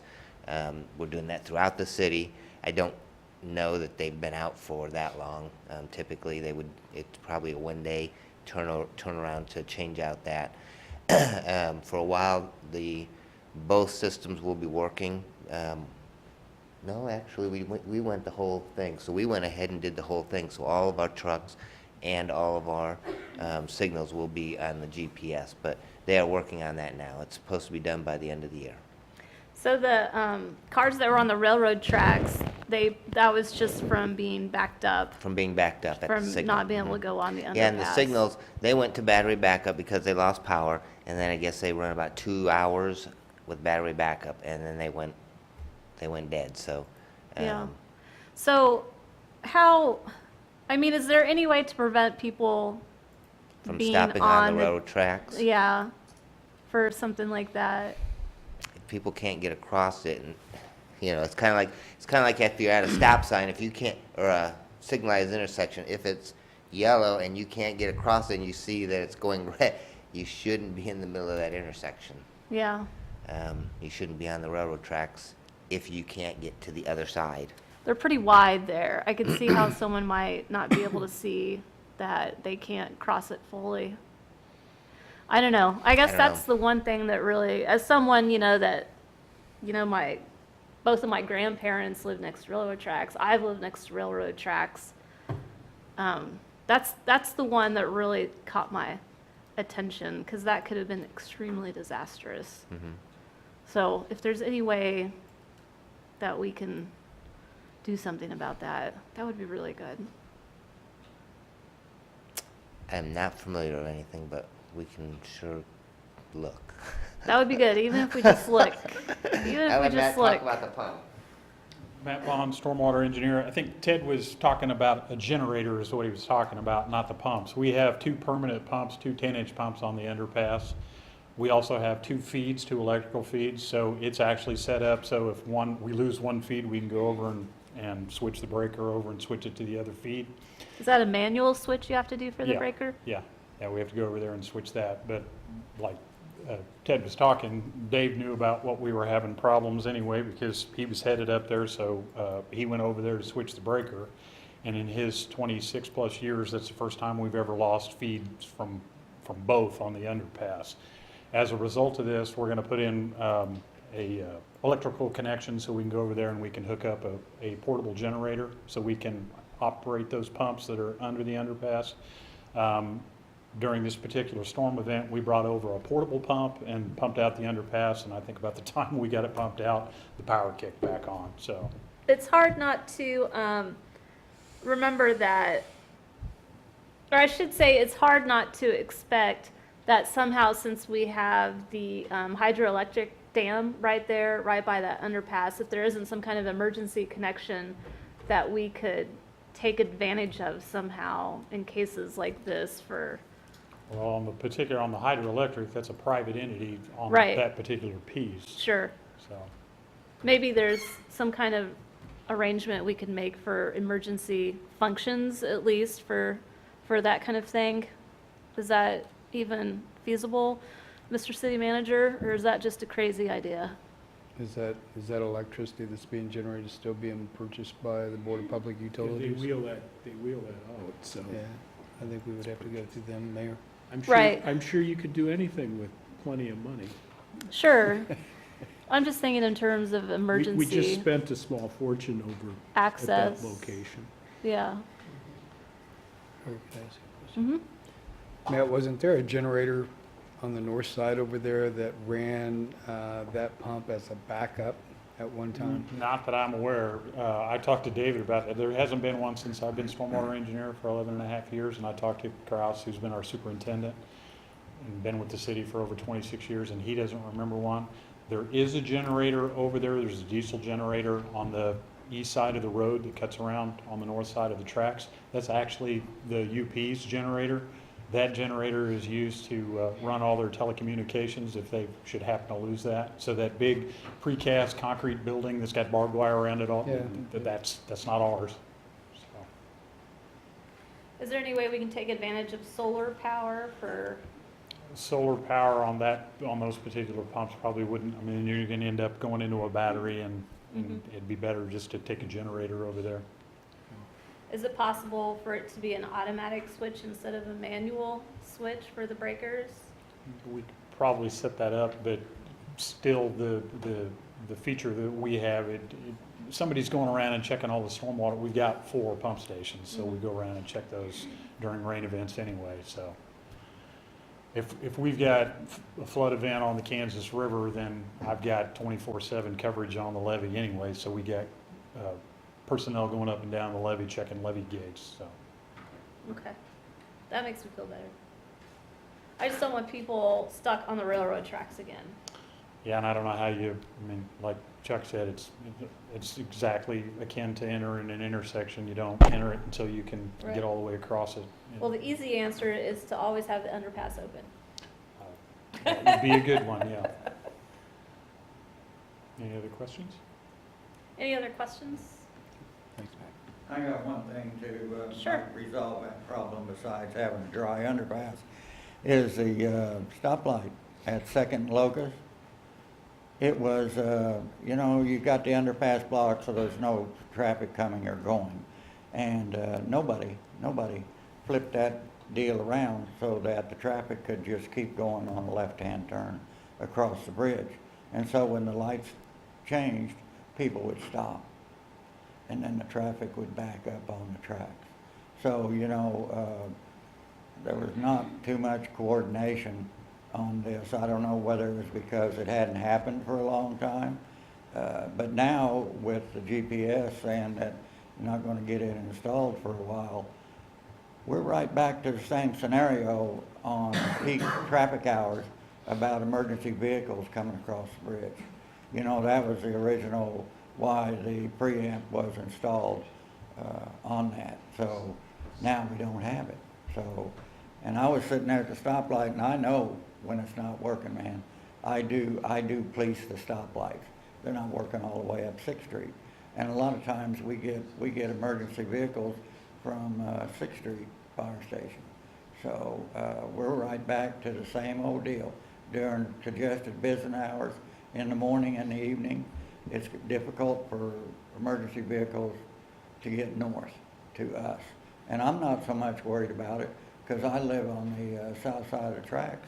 But the people that live on the north side of the tracks, if a train's coming and the traffic's backed up or the underpass flooded, those people on the north side of the tracks, and we did a study because the fire department said, well, we'll go around the turnpike. Takes approximately 3 minutes, less than 4 minutes to get from Kentucky Fire Station number 1. Takes 17 minutes to get from the 6th Street Fire Station via the turnpike. So we'd like to get something, this preamp, get this thing situated. And it's been at least 2.5, 3 weeks since I noticed it, so. Thank you, Ted. Any other commission discussion? Okay, so it looks like we already officially adjourned, so I'm gonna